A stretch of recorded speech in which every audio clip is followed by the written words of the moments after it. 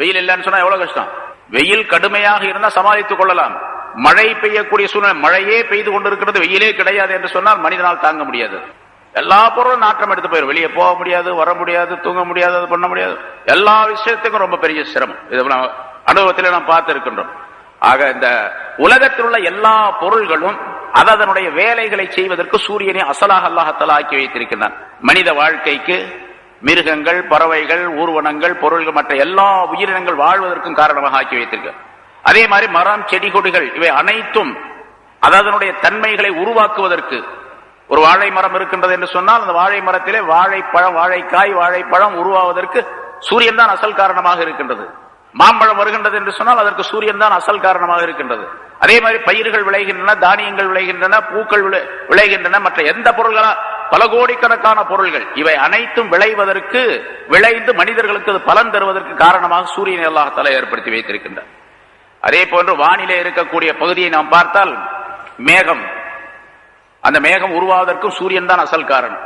மேகத்தை அல்லாஹ் தஆலா தான் செய்யணும். அசல் என்னங்கிட்ட அல்லாஹ் தஆலா நடத்தி கொண்டிருக்கின்றான். அதை நம்ம விளங்கணும். ஏன்னா முந்தின ஆயத்துல போன வாரம் சொன்ன யுதப்பிருல் அம்ர என்று ஒரு வாசகத்தை அல்லாஹ் தஆலா சொன்னான். காரியங்களை அவன் தான் நிர்வகிக்கின்றான். எல்லா காரியங்களும் அவன் தான் நிர்வகிக்கின்றான். நான் இந்த பொருள்களை எல்லாம் காரணங்களாக ஆக்கி வைத்திருக்கின்றான். எப்படி அல்லாஹ் தான் நோயை சுகமாக்குகின்றான். ஆனா அல்லாஹ் தான் நோயை சுகமாக்கும் அப்படின்னு சொல்லிட்டு பேசாம உட்கார்ந்து நோய் நல்லாகாது. என்ன பண்ணணும்? மருந்து சாப்பிடணும். இப்ப மருந்து என்பதை அல்லாஹ் தஆலா சபபாக, காரணமாக ஆக்கி வைத்திருக்கின்றான். அதுபோல சூரியன் அல்லாஹ் தஆலா காரணமாக ஆக்கி வைத்திருக்கின்றான். அந்த மேகம் உருவாவதற்கு மேகத்திலிருந்து, அதாவது சூரியனின் காரணமாக பூமியிலே வெப்பம் ஏற்பட்டு நீர்நிலைகளிலே உள்ள அந்த நீர்கள் எல்லாம் ஆவியாக மாறி மேலே சென்று அது மேகமாக உருவாகி அந்த மேகத்திலிருந்து மிக குளிர்ச்சி ஏற்படக்கூடிய நேரத்தில் அங்கிருந்து தண்ணீர் பெய்து அது திரும்ப பூமிக்கு வரக்கூடிய அற்புதமான சூழ்நிலை அல்லாஹ் தஆலா சூரியன் அசலாக வைத்து அல்லாஹ் தஆலா ஏற்படுத்தி இருக்கின்றார். அதையும் இந்த வாசகத்தின் மூலமாக தெரியப்படுத்துகின்றார். சரி, மேகம் ஏற்பட்டது, மழை பெய்ய போகின்றது என்று சொன்னால் அப்புறம் என்ன வருவாங்க? இடி, மின்னல் இவையெல்லாம் ஏற்படும். இடி மின்னலின் காரணமாக என்னென்ன நன்மைகள் இருக்கின்றன, என்னென்ன சாதக பாதகங்கள் எவை இருக்கின்றன என்பது பற்றி உள்ள விளக்கங்கள் எல்லாம் நிறைய முன்னால் சூரத்துல் பக்ரா நிறைய விளக்கம் சொல்லியிருக்கோம் ஆரம்பத்திலேயே. இடியும் மின்னலும் மனிதனுக்கு சாதகமா பாதகமா? அதுல சாதகமும் இருக்கின்றது, பாதகமும் இருக்கின்றது. சில பேருக்கு அது பாதகத்தை ஏற்படுத்துகின்றது, பெரும்பாலான மனிதர்களுக்கு அது சாதகத்தை உண்டாக்கி வைக்கின்றது.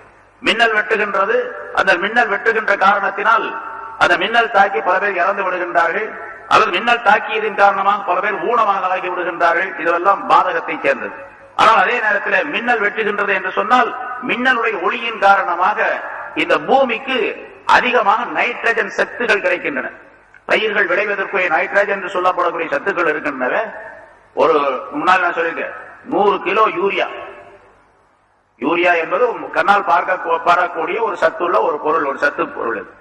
அதை நாம் நிலத்துக்கு போடுகின்றோம்.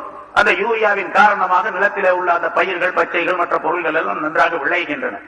100 கிலோ யூரியா ஒரு பகுதிக்கு, ஒரு நிலத்திற்கு போடப்படுகின்றது என்று சொன்னால் அந்த 100 கிலோவுக்குள்ளே 30 கிலோ நைட்ரஜன் இருக்கின்றது. நைட்ரஜன் என்று சொல்லப்படக்கூடிய ஒரு, அதாவது அந்த பயிர்களை செழிப்பாக வளர செய்யக்கூடிய, நம்முடைய கண்களால், புறக்கண்களால் காண முடியாத ஒரு சக்தி, ஒரு சத்து. அந்த சத்து 30 கிலோ இருக்கின்றது. ஆனால் ஒரு மின்னல் வெட்டுகின்றது என்று சொன்னால் மின்னல் வெட்டுகின்ற நேரம் எவ்வளவு அப்படின்னு கேட்டா, அசல்ல மின்னல் வெட்டுற நேரம் ஒரு மைக்ரோ செகண்ட். ஒரு செகண்ட் என்பது ஒரு கை நொடிக்கக்கூடிய நேரம். இந்த செகண்ட் என்பதை 1,00,000 பகுதிகளாக ஆக்கினால் அந்த ஒரு பகுதிக்கு பேர் ஒரு மைக்ரோ செகண்ட் என்று சொல்லப்படும். ஒரு மைக்ரோ செகண்ட்ல ஒரு மின்னல் வெட்டுகின்றது. ஒரு தடவை மின்னல் வெட்டினால் அந்த மின்னலுடைய ஒளி அந்த நிலத்தினுடைய எத்தனை பகுதிகளில், எத்தனை ஏக்கரிலே படுகின்றதோ, ஒரு ஏக்கருக்கு 100 கிலோ வீதம் நைட்ரஜன் கிடைக்கிறது. ஒரு ஏக்கருக்கு 100 கிலோ வீதம் நைட்ரஜன் கிடைக்கிறது மின்னலுடைய ஒளியின் காரணமாக என்று சொன்னால், இது எதன் மூலமாக? இந்த மின்னல் வெட்டு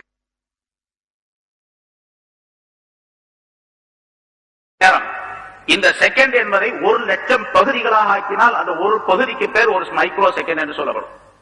ஒரு மைக்ரோ செகண்ட்ல ஒரு மின்னல் வெட்டுகின்றது. ஒரு மைக்ரோ செகண்ட் என்று சொல்லப்படும். ஒரு மைக்ரோ செகண்ட்ல ஒரு மின்னல் வெட்டுகின்றது.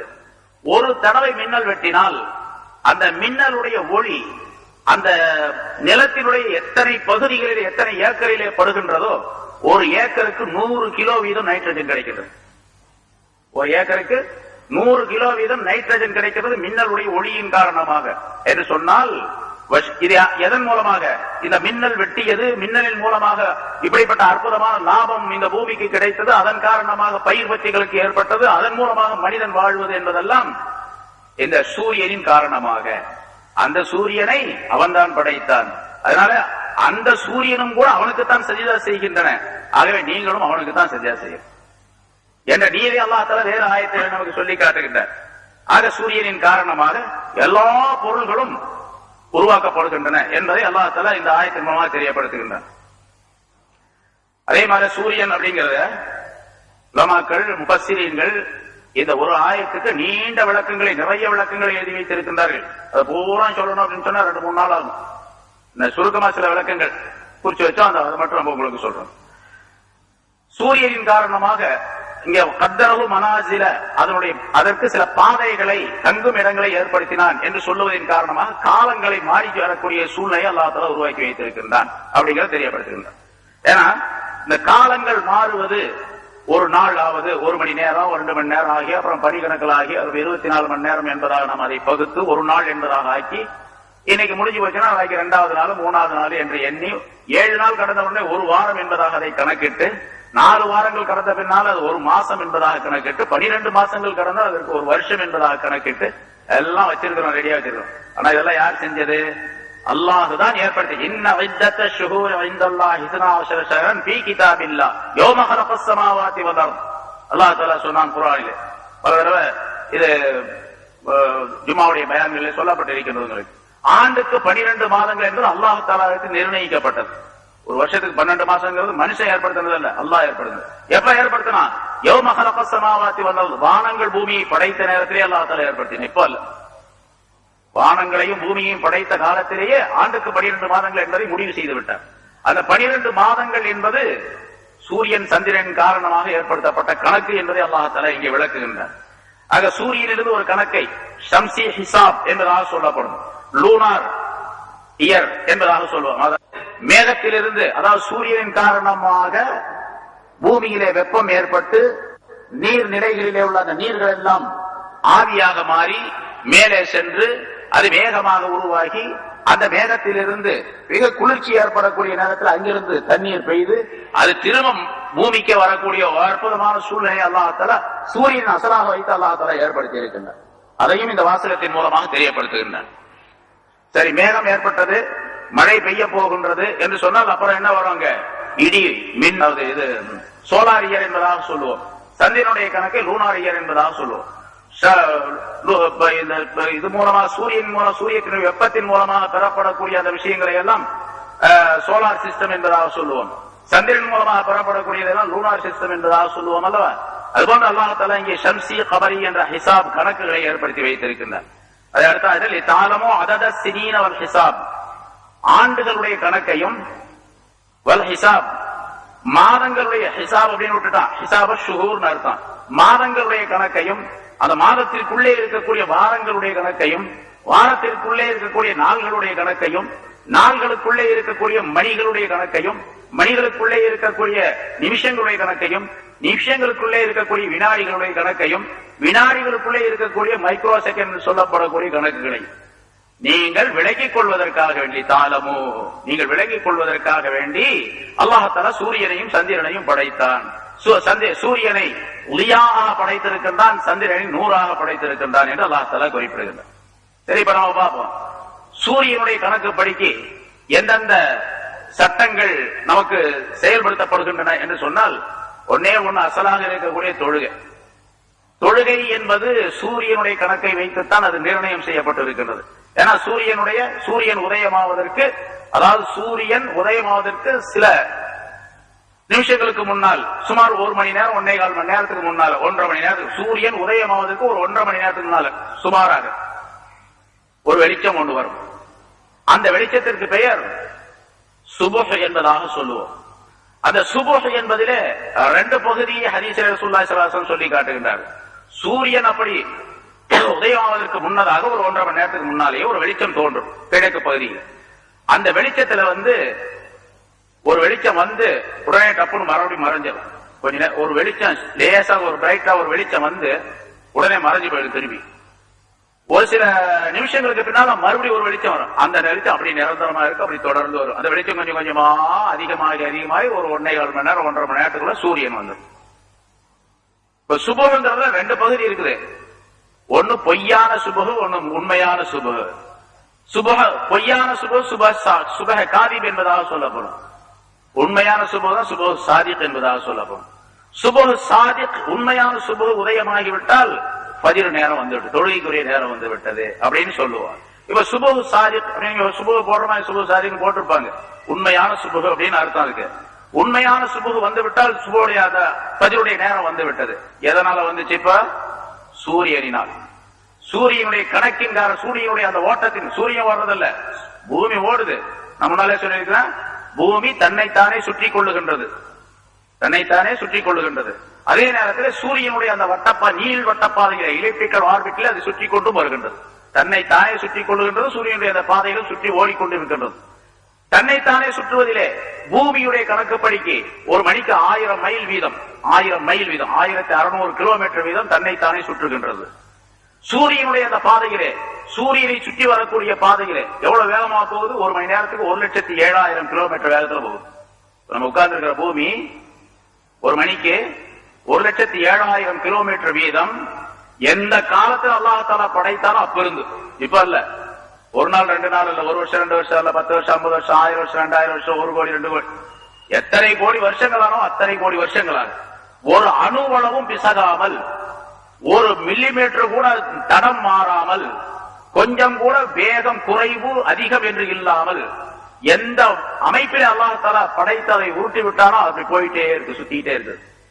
எவ்வளவு வேகத்துல? 1,07,000 கிலோமீட்டர் போனா என்ன ஆகும்? ஒளியினுடைய வேகம் ஒரு சில 1000 சொச்ச அடி.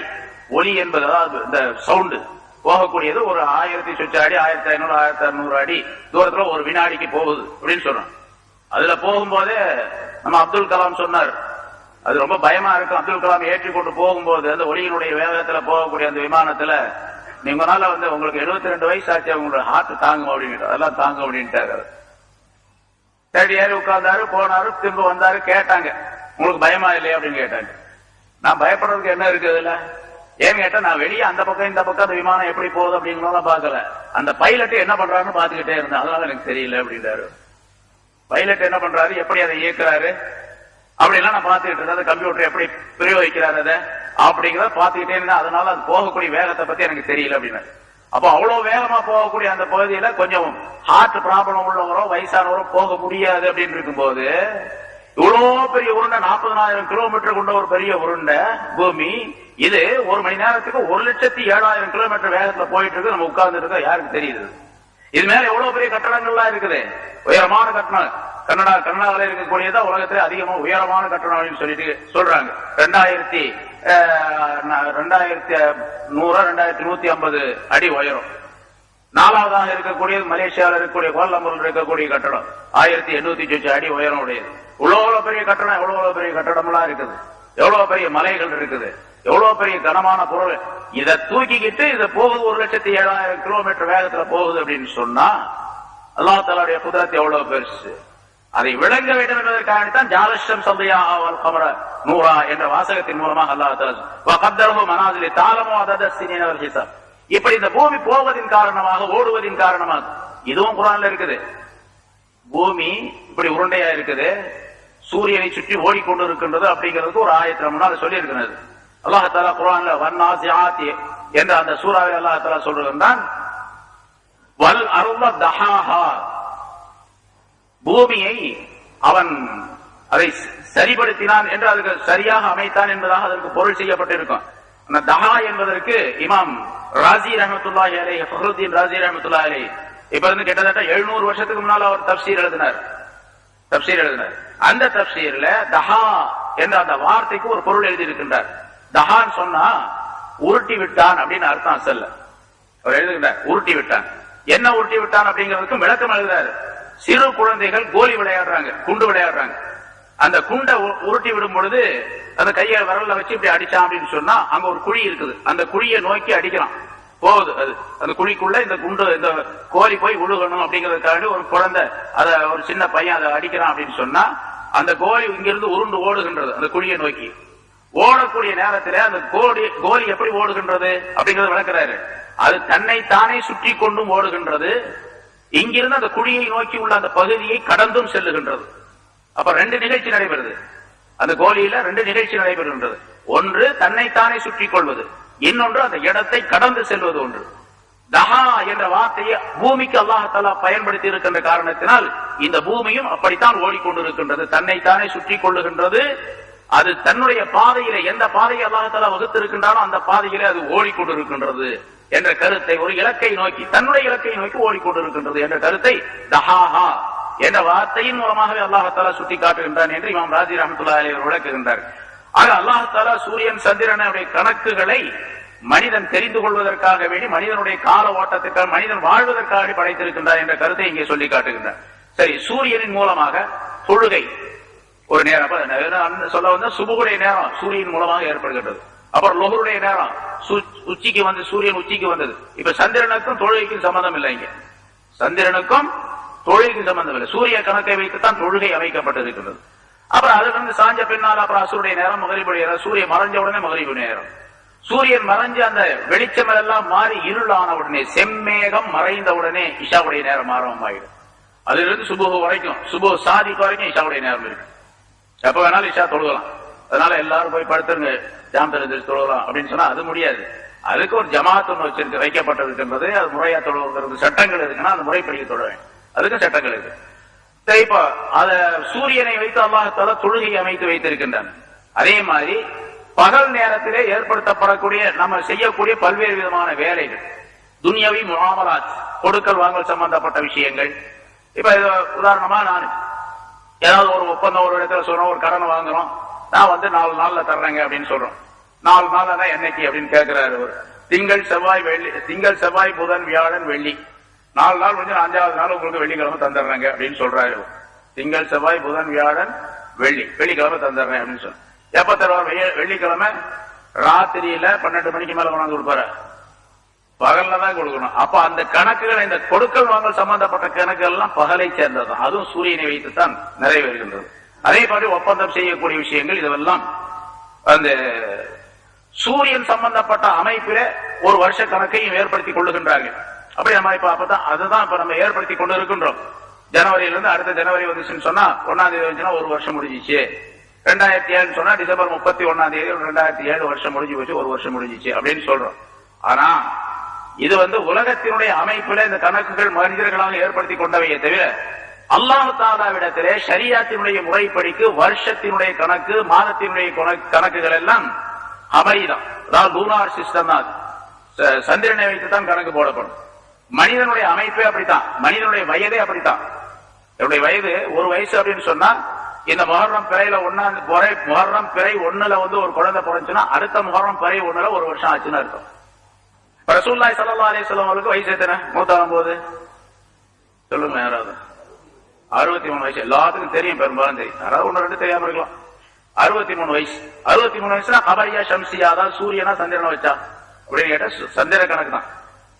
சூரிய கணக்கு படி ரசூலுல்லாஹி ஸல்லல்லாஹு அலைஹி வஸல்லம் வயசை பாத்தீங்கன்னா சொன்னா 61 தான் வரும். இப்ப எனக்கு வயசு 65 அப்படின்னு வச்சுங்க, அப்படின்னு வச்சுக்கிறது அப்படிதான் வச்சுக்க வேணாம், அப்படிதான் 65 அப்படின்னு சொன்னா சந்திர கணக்கு சூரிய கணக்கு 65 வச்சுக்கிட்டு இருக்கணும். நம்ம இங்க எப்ப பிறந்தீங்க அப்படின்னு சொல்லிட்டு 1941 டிசம்பர் 20ஆம் தேதி பிறந்தேன் அப்படின்னு நம்ம சொல்லுவோம் இல்லையா? சந்திர கணக்கு அது யாருமே எழுதி அப்பா அம்மா எழுதி வைக்கிறதும் இல்ல, நம்ம சொல்றதும் கிடையாது, கணக்கு போடுறதும் கிடையாது. அப்படி இப்ப சந்திர கணக்கு படிக்க பார்த்தோன்னா எனக்கு வந்து 67 ஆகி போச்சு, 65 67 ஆகி போச்சு. அல்லாஹ் தஆலாவிடத்துல அவனுடைய கஜெட்ல எனக்கு 67 தான். உலகத்துடைய கஜெட்ல, அரசாங்கத்துடைய கஜெட்ல தான் அது 65 என்பதாக பதிவாயிருக்கு. ஆக எதை வச்சு கணக்கு போட, வயசு கணக்கு போடுறது எதை வச்சு? லூனார் சந்திரனை வைத்து தான் கணக்கு போடும். அல்லாஹ் தஆலா உனக்கு 100 வயசு நான் தந்திருந்தேனே என்று அல்லாஹ் தஆலா கியாமத் நாள்ல கேட்டான். கேட்கறான்னு சொல்லி ஹதீஸ்ல வருது, உனக்கு இவ்வளவு வயசை தந்திருந்தேனே அப்படின்னு சொன்னா, உனக்கு 100 வயசை கொடுத்திருந்தேனே அப்படின்னு சொன்னா 100 வயசு கபரி சந்திரனை வைத்து தான் கணக்கு போடப்படும் என்பதாகவும் குறிப்பிடப்படுகிறது. அதே போன்று சந்திர கணக்குல தான் நோன்பு, ஜகாத்து, ஹஜ்ஜு, அப்புறம் தலாக்கு சொல்லிவிட்டால் அல்லது கணவன் தலாக் சொல்லிவிட்டால் அது மௌத்தாகி விட்டால் இத்தா இருக்கக்கூடிய கால அமைப்பு, கால அளவு, சத்தியம் செய்தால் அந்த சத்தியத்துடைய கால அளவு, கணவன் மனைவிக்கு பிரச்சனை ஏற்பட்டு சத்தியம் செய்யறான்னு வச்சுங்க, அதுக்கு பேர் ஈலா என்பதாக சொல்லப்படும். முன்னாள் சூரத்துல் பக்ரா விளக்கம் சொல்லியிருக்கிறார். ஈலா என்று ஒரு சட்டம் இருக்கின்றது. ரசூலுல்லாஹி ஸல்லல்லாஹு அலைஹி வஸல்லம் அவர்களும் கூட ஒரு தடவை அந்த ஈலா சட்டத்தை விளக்குவதற்காக உலக மக்களுக்கு அதை நடைமுறைப்படுத்தி காட்டுவதற்காக அல்லாஹ் தஆலா ஒரு ஏற்பாட்டை செய்தார். ரசூலுல்லாஹி ஸல்லல்லாஹு அலைஹி வஸல்லம் அவர்கள் ஒரு மாசத்துக்கு உங்களோட பேசவே மாட்டேன் அப்படின்ட்டாங்க. மனைவிமார்களோட ஒரு மாசத்துக்கு பேச மாட்டேன் அப்படின்னா இது ஈலா என்பது அதுக்கு பேர் சத்தியம் தான். ஆனா கணவன் மனைவிக்கு மத்தியில் நடக்கக்கூடிய அதுக்கு பேர் ஈலா என்பதா சொல்லப்படும். ரசூலுல்லாஹி ஸல்லல்லாஹு அலைஹி வஸல்லம் தங்களோட வீட்டுக்கு மேல ஒரு பரன் இருந்தா அந்த பரன்ல போய் தங்கி இருந்தாங்க. அது மாதிரி ஒரு பரன் மாதிரி ஒரு இடம் தங்கி இருந்தாங்க. நான் பேச மாட்டேன் அப்படின்னு சொல்லிட்டு சொல்லுவாங்க, பயன் செய்வாங்க, சட்டங்கள் சொல்லுவாங்க, போய் அங்க உட்காந்துக்குவாங்க. அவ்வளவுதான். வீட்டுக்குள்ள போறதே கிடையாது. வீட்டுக்குள்ள போறதே கிடையாது. 29வது நாள் வீட்டுக்குள்ள போனாங்க. யாரும் சொல்ல ஒரு மாசம் சத்தியம் செஞ்சீங்களே அப்படின்னு கேட்டாங்க. ஒரு மாதம் என்பது 29 நாளை கொண்டதாகவும் இருக்கின்றது அப்படின்னு சொன்னாங்க. அப்ப போற 29 உண்டு இல்லையா? 29 அப்படிங்கிறது இப்ப ஜனவரி, பிப்ரவரி அப்படிங்கறத பாக்குறோம். நம்ம 365 நாள்ல 31 நாள்களை கொண்ட மாதங்கள் எத்தனை? ஜனவரி, பிப்ரவரி, மார்ச், 31ஆம் தேதி வருது, அது வருது, இது வருதுன்னு தெரியும். எத்தனை மாசம் கேட்டாலும் டக்குன்னு சொல்ல தெரியாது எல்லாத்துக்கும். 12 மாசத்துல 7 மாசம் 31 நாள்களை கொண்டது இல்லையா? என்னன்னு சொல்லுங்க பார்க்கலாம். 7 மாசம் 31 நாள், 4 மாசம் 30 நாள், ஒரு மாசம் 28 அல்லது 29 நாள். இதை கணக்கு போட்டு பாத்தீங்கன்னா 365 வரும். அதான் அந்த கால் நாள் அப்படிங்கறது நம்ம கணக்கு போடாதனால அந்த கால் வர்றது இல்ல. 4 வருஷத்துக்கு ஒரு அந்த கால் வந்துடும். ஒரு நாள் கூடுதலாக ஆகி போயிடும். அதே மாதிரி சந்திர கணக்கு போட்டீங்க அப்படின்னு சொன்னா அதுல 30 நாள் உடையது 7 மாசம், 29 நாள் உடையது 5 மாசம். இந்த கணக்கு போட்டீங்கன்னா 355 நாள் வரும். வருஷத்துல 355 நாள்களை கொண்டது சந்திர கணக்கு, சந்திர ஆண்டு. சூரிய ஆண்டு 365 நாள்களை கொண்டது. அப்ப 10 நாள் வருதா? 10.25 நாள் வரும். அந்த கால சேர்த்தீங்கன்னா 10.25. 4 வருஷத்துக்கு ஒரு தடவை 11 நாள் கூடுதலாக வரும். பாத்தீங்கன்னு அந்த கணக்குப்படி பாத்தீங்கன்னா 33 வருஷத்துக்கு ஒரு தடவை ஒரு வருஷம் கூட வரும். 33 வருஷத்துக்கு ஒரு தடவை வரும். குர்ஆன் அல்லாஹ் தஆலா சூரத்துல் கஹ்ஃப் என்ற அந்த அத்தியாயத்துல பின்னால வரும். அதுல ஒரு கணக்கை சொல்ற 300 வருஷம் தூங்குனாங்க ஒரு ஜமாஅத்து, 300 வருஷம் ஒரு குகையில தூங்குனாங்க அப்படின்னு சொல்லி குகைவாசிகள் கஹ்ஃப், அஹ்லுல் கஹ்ஃப், கஹ்ஃப் அஸ்ஹாபுல் கஹ்ஃப் என்ற ஒரு சம்பவத்தை சொல்லுகின்றார். 300 வருஷம் தூங்குனாங்க. அவங்க எவ்வளவு நாள் தூங்குனாங்க அப்படிங்கறதுல மக்கள் கருத்து வேறுபாடு கொண்டு இருக்கின்றார்கள் அப்படிங்கறதையும் அல்லாஹ் தஆலா சொல்லிட்டு சில பேர் அதிகமாக சொல்றாங்க, 9 வருஷம் கூடுதலாக சொல்றாங்க அப்படின்னு சொல்றான். அல்லாஹ்வுக்கு தெரியும், ஜனங்க பேசிக்கிறத சொல்றான். இல்ல 309 வருஷம் சொல்றாங்க சில பேரு அப்படின்னு அல்லாஹ் தஆலா சொல்றான். அப்ப 300 வருஷத்துக்கு 9 வருஷம் கூடுதலாக இருக்குது அப்படிங்கிற அர்த்தம். அந்த சில பேர் 300 வருஷம் சொன்னாங்க பாருங்க, அவங்க சூரிய கணக்கு, சந்திர கணக்கு, சூரிய கணக்கை வைத்து சொல்லி இருக்கிறாங்க. 309 சொன்னாங்க பாருங்க, அவங்க சந்திர கணக்கை வைத்து 309 சொன்னாங்க. அப்போ ஒரு 100 வருஷத்துக்கு 3 வருஷம் கூடுதலாகுது. அப்புறம் 33 வருஷத்துக்கு 1 வருஷம் கூடுதலாகுது அப்படிங்கிறது சூரத்துல் கஹ்ஃப் அந்த ஆயத்திலிருந்து விளக்கம் தெரியப்படுத்தப்படுகிறது. நம்ம கணக்கு போட்டு பார்த்தாலும் அது சரியா வரும். சரி, இது மாதிரி இப்ப நோன்பு அப்படின்னு சொன்னா ரமலான் வந்தால் நோன்பு வைக்கணும். 365 நாள் முடிஞ்ச பின்னால நான் நோன்பு வைப்பேன் அப்படின்னு சொல்ல முடியாது. அது சந்திர கணக்கு கொண்டதுதான். அதனால ரமலான் புறம் வந்துச்சுன்னு சொன்னா நோன்பு வச்ச வேண்டியது. அதே மாதிரி ஹஜ்ஜு, வருஷம் ஹஜ்ஜு இது மாறி மாறி வருது. ரொம்ப கஷ்டமா இருக்கு. சில பேர் சில நேரங்கள்ல ரொம்ப வெயில் காலத்துல வருது. சில பேர் அப்படி சொல்றாங்கல்ல, கொஞ்சம் அறிவு அதிகமா போச்சு அப்படின்னு சொன்னா மார்க்கத்துக்குள்ள பூந்து விளையாடுறது. அவங்க இந்த ஹஜ்ஜுங்கிறத இப்படி மழை காலத்துல வெயில் காலத்துல மாறி மாறி வைக்காம ஒரு குறிப்பிட்ட காலத்துல வச்சு எந்த நாள்ல ஒரு நடுநிலையான அமைப்பு இருக்கின்றதோ, அதாவது குளிரும் இல்ல வெயிலும் இல்லாத நாள் இருக்கு, அந்த நாள்ல ஹஜ் வர மாதிரி வச்சுக்கிட்டா என்ன, வருஷத்துக்கு ஒரு தடவை ஹஜ் செய்யறோம் அப்படின்னு. என்ன சில பேர் எப்படி சொல்றாங்க, இந்த ஹஜ் செய்யறத ஒரே நேரத்துல ஒரே நாள்ல போய் அந்த இடத்துல தங்கணும், ஒரே நாள்ல இந்த செயலை செய்யணுங்கிறதுனால இவ்வளவு பெரிய கூட்டம் வருது. கொஞ்சம் விரிவுபடுத்தி ஒரு வாரம் இது செய்யலாம், அரபாவில தங்குறது ஒரே நாள்ல 9 நாள் தங்கலாம் அப்படின்னு வச்சுக்கிட்டா என்ன, 1 இருந்து 9 வரைக்கும் தங்குறது அப்படின்னு வச்சுக்கிட்டா என்ன அப்படின்னு ஒருத்தர் கேட்டாரு. அவர் ரொம்ப படிச்சவர். ஏன்னா காலத்துக்கு தகுந்த மாதிரி நம்ம கோலத்தையும் மாத்திக்கணுங்க, சட்டத்தையும் மாத்திக்கணும். நம்ம பாட்டுக்கு அந்த சட்டத்தையும் வச்சுக்கிட்டு இருக்க கூடாது. அப்படியே சொல்றால் காபீர் அல்ல, முஸ்லீம் தான் சொல்றாரு. அவர் பேரு முஸ்லீம் தான், அவர் தான் சொல்றாரு. அப்படி கொஞ்சம் விரிவுபடுத்திக்கிட்டா நல்லா இருக்கும். அதே மாதிரி இந்த கல் எறிகிறது 2 நாள் 3 நாள் வச்சிருக்காங்க இந்த நேரம் அப்படின்னு சொல்லி 24 மணி நேரம் அடிக்க வேண்டியது தானே, அடிச்சுட்டே போக வேண்டியது. அதை ஃபாலோ பண்ணி இப்ப சவுதியிலே ஒரு சட்டம் போட்டாங்க, 24 மணி நேரம் கல் அடிக்கலாம். 3 நாளைக்கு 24 மணி நேரம் கல் அடிக்கலாம். போனோம் இந்த விஷயத்துல நம்ம போயிருக்கும் போது அவங்க பாம்லெட்டே பார்த்தாங்க, அறிக்கையை பார்த்தேன், 24 மணி நேரம் கல் அடிக்கணும். அது எந்த விதம், ஏன்னா அது யாராவது ஒரு இமாம் சொல்லி வச்சிருப்பார், அவருடைய சொல்லை எடுத்துக்கொண்டு அப்படி செய்யலாம் அப்படிங்கிறாங்க. சரி, இப்ப ஹஜ்ஜுடைய சட்டம், ஜகாத்துடைய சட்டம், நோன்புடைய சட்டங்கள், அதே மாதிரி தலாக். ஒரு மனிதன் தலாக் சொல்லிட்டா மனைவிய எவ்வளவு நாள் இதா இருக்கணும்? 3 மாதவிடாயுடைய காலம். ஷாபி மதவுல 3 சுத்தத்துடைய காலம். அதுலயே வித்தியாசம் இருக்குது. ஏன்னு கேட்டா அந்த ஆயத்தை அப்படித்தான், அந்த வார்த்தையுடைய அர்த்தம் சில பேர் சுத்தம்னு சொல்றாங்க, சில பேர் ஹைலுன்னு சொல்றாங்க, அதை மாதவிடாயின்னு சொல்றாங்க. அதனால அந்த மாறுபாடான விளக்கம். சரி, இப்ப எதை வச்சு செய்யறது அப்படின்னு சொன்னா, சரி ஒரு பெண் அந்த மாதவிடாய் வராதவளாக இருக்கின்றாள், வயசாயிருச்சு, மாதவிடாய் வரல, அவளை தலாக் சொல்லிட்டான். இப்ப எவ்வளவு நாள் இருக்கணும்? 3 மாசம் இருக்கு. வல்லாஹி லம் யஹில்ன, யாருக்கு ஹைல் வரவில்லையோ அந்த பெண்கள் தலாகத்து அஷ்ஹுர் 3 மாசம் இத்தா இருக்கணும் அப்படின்னு சொல்லி அல்லாஹ் தஆலா குர்ஆனிலே சொல்லி அந்த இத்தாவுடைய சட்டத்தை சொல்லிக்க. 3 மாசங்களே எந்த 3 மாசம்? ஜனவரி, பிப்ரவரி, மார்ச் அப்படி 3 மாசமா? இல்ல, அது கமரி மாசம் தான். அதாவது பிறை சம்பந்தப்பட்ட எந்த பிறையிலிருந்து அவள் அதாவது தலாக் சொல்லப்பட்டாலோ அந்த நாளில் இருந்து, அந்த நேரத்தில் இருந்து ஒரு 3 மாசம் அந்த பிறையுடைய கணக்கு படிக்க 3 மாசம் இதா இருக்கும். பிறை 29 இருக்கு, 30 இருக்கும். அதுக்காக ஒரு 3 30 வர முடியாது.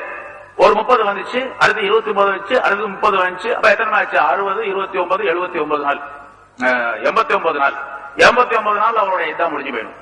90 நாள் வர்றதுக்கு சான்ஸே கிடையாது. ஏன்னா 3 மாசத்துல ஏதாவது ஒரு மாசம் 29 இருக்கும், அதாவது 2 மாசம் 29 வந்தாலும் வரலாம். அப்படி வந்துச்சுன்னா 88 நாளோட முடிஞ்சு போயிடும், 90 நாள் ஆகாது. இப்ப இத்தாவுடைய கணக்கும் கூட சந்திரனையுடைய கணக்கை வைத்துத்தான் அது நிர்ணயிக்கப்பட்டு இருக்கின்றது. அதே மாதிரி ஈலா என்று சொன்னோமே, அதனுடைய கணக்கும் அப்படித்தான்.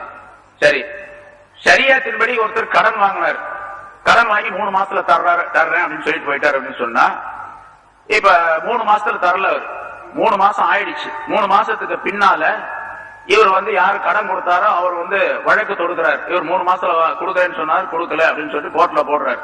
அவர் சொல்றாரு இன்னும் 3 மாசம் ஆகல அப்படிங்கிறார். இவர் எப்படி கோர்ட்ல போட்டாரு, அவர் எப்படி ஆகலங்கிறாரு?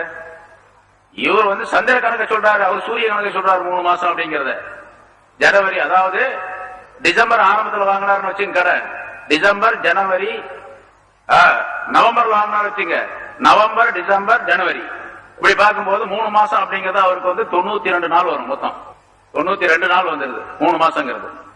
இவர் சொல்றாரு 3 மாசங்கிறது 89 நாள் தான் இவர் கணக்கு சொல்றாரு, அல்லது 88 நாள் தான் கணக்கு சொல்றாரு இவரு 3 மாசங்கிறத. ஏன்னா இவர் கமரி சந்திர கணக்குப்படி சொல்லிட்டு இருக்கிறாரு இவர். இப்ப எந்த கணக்கு எடுத்துக்கிறது?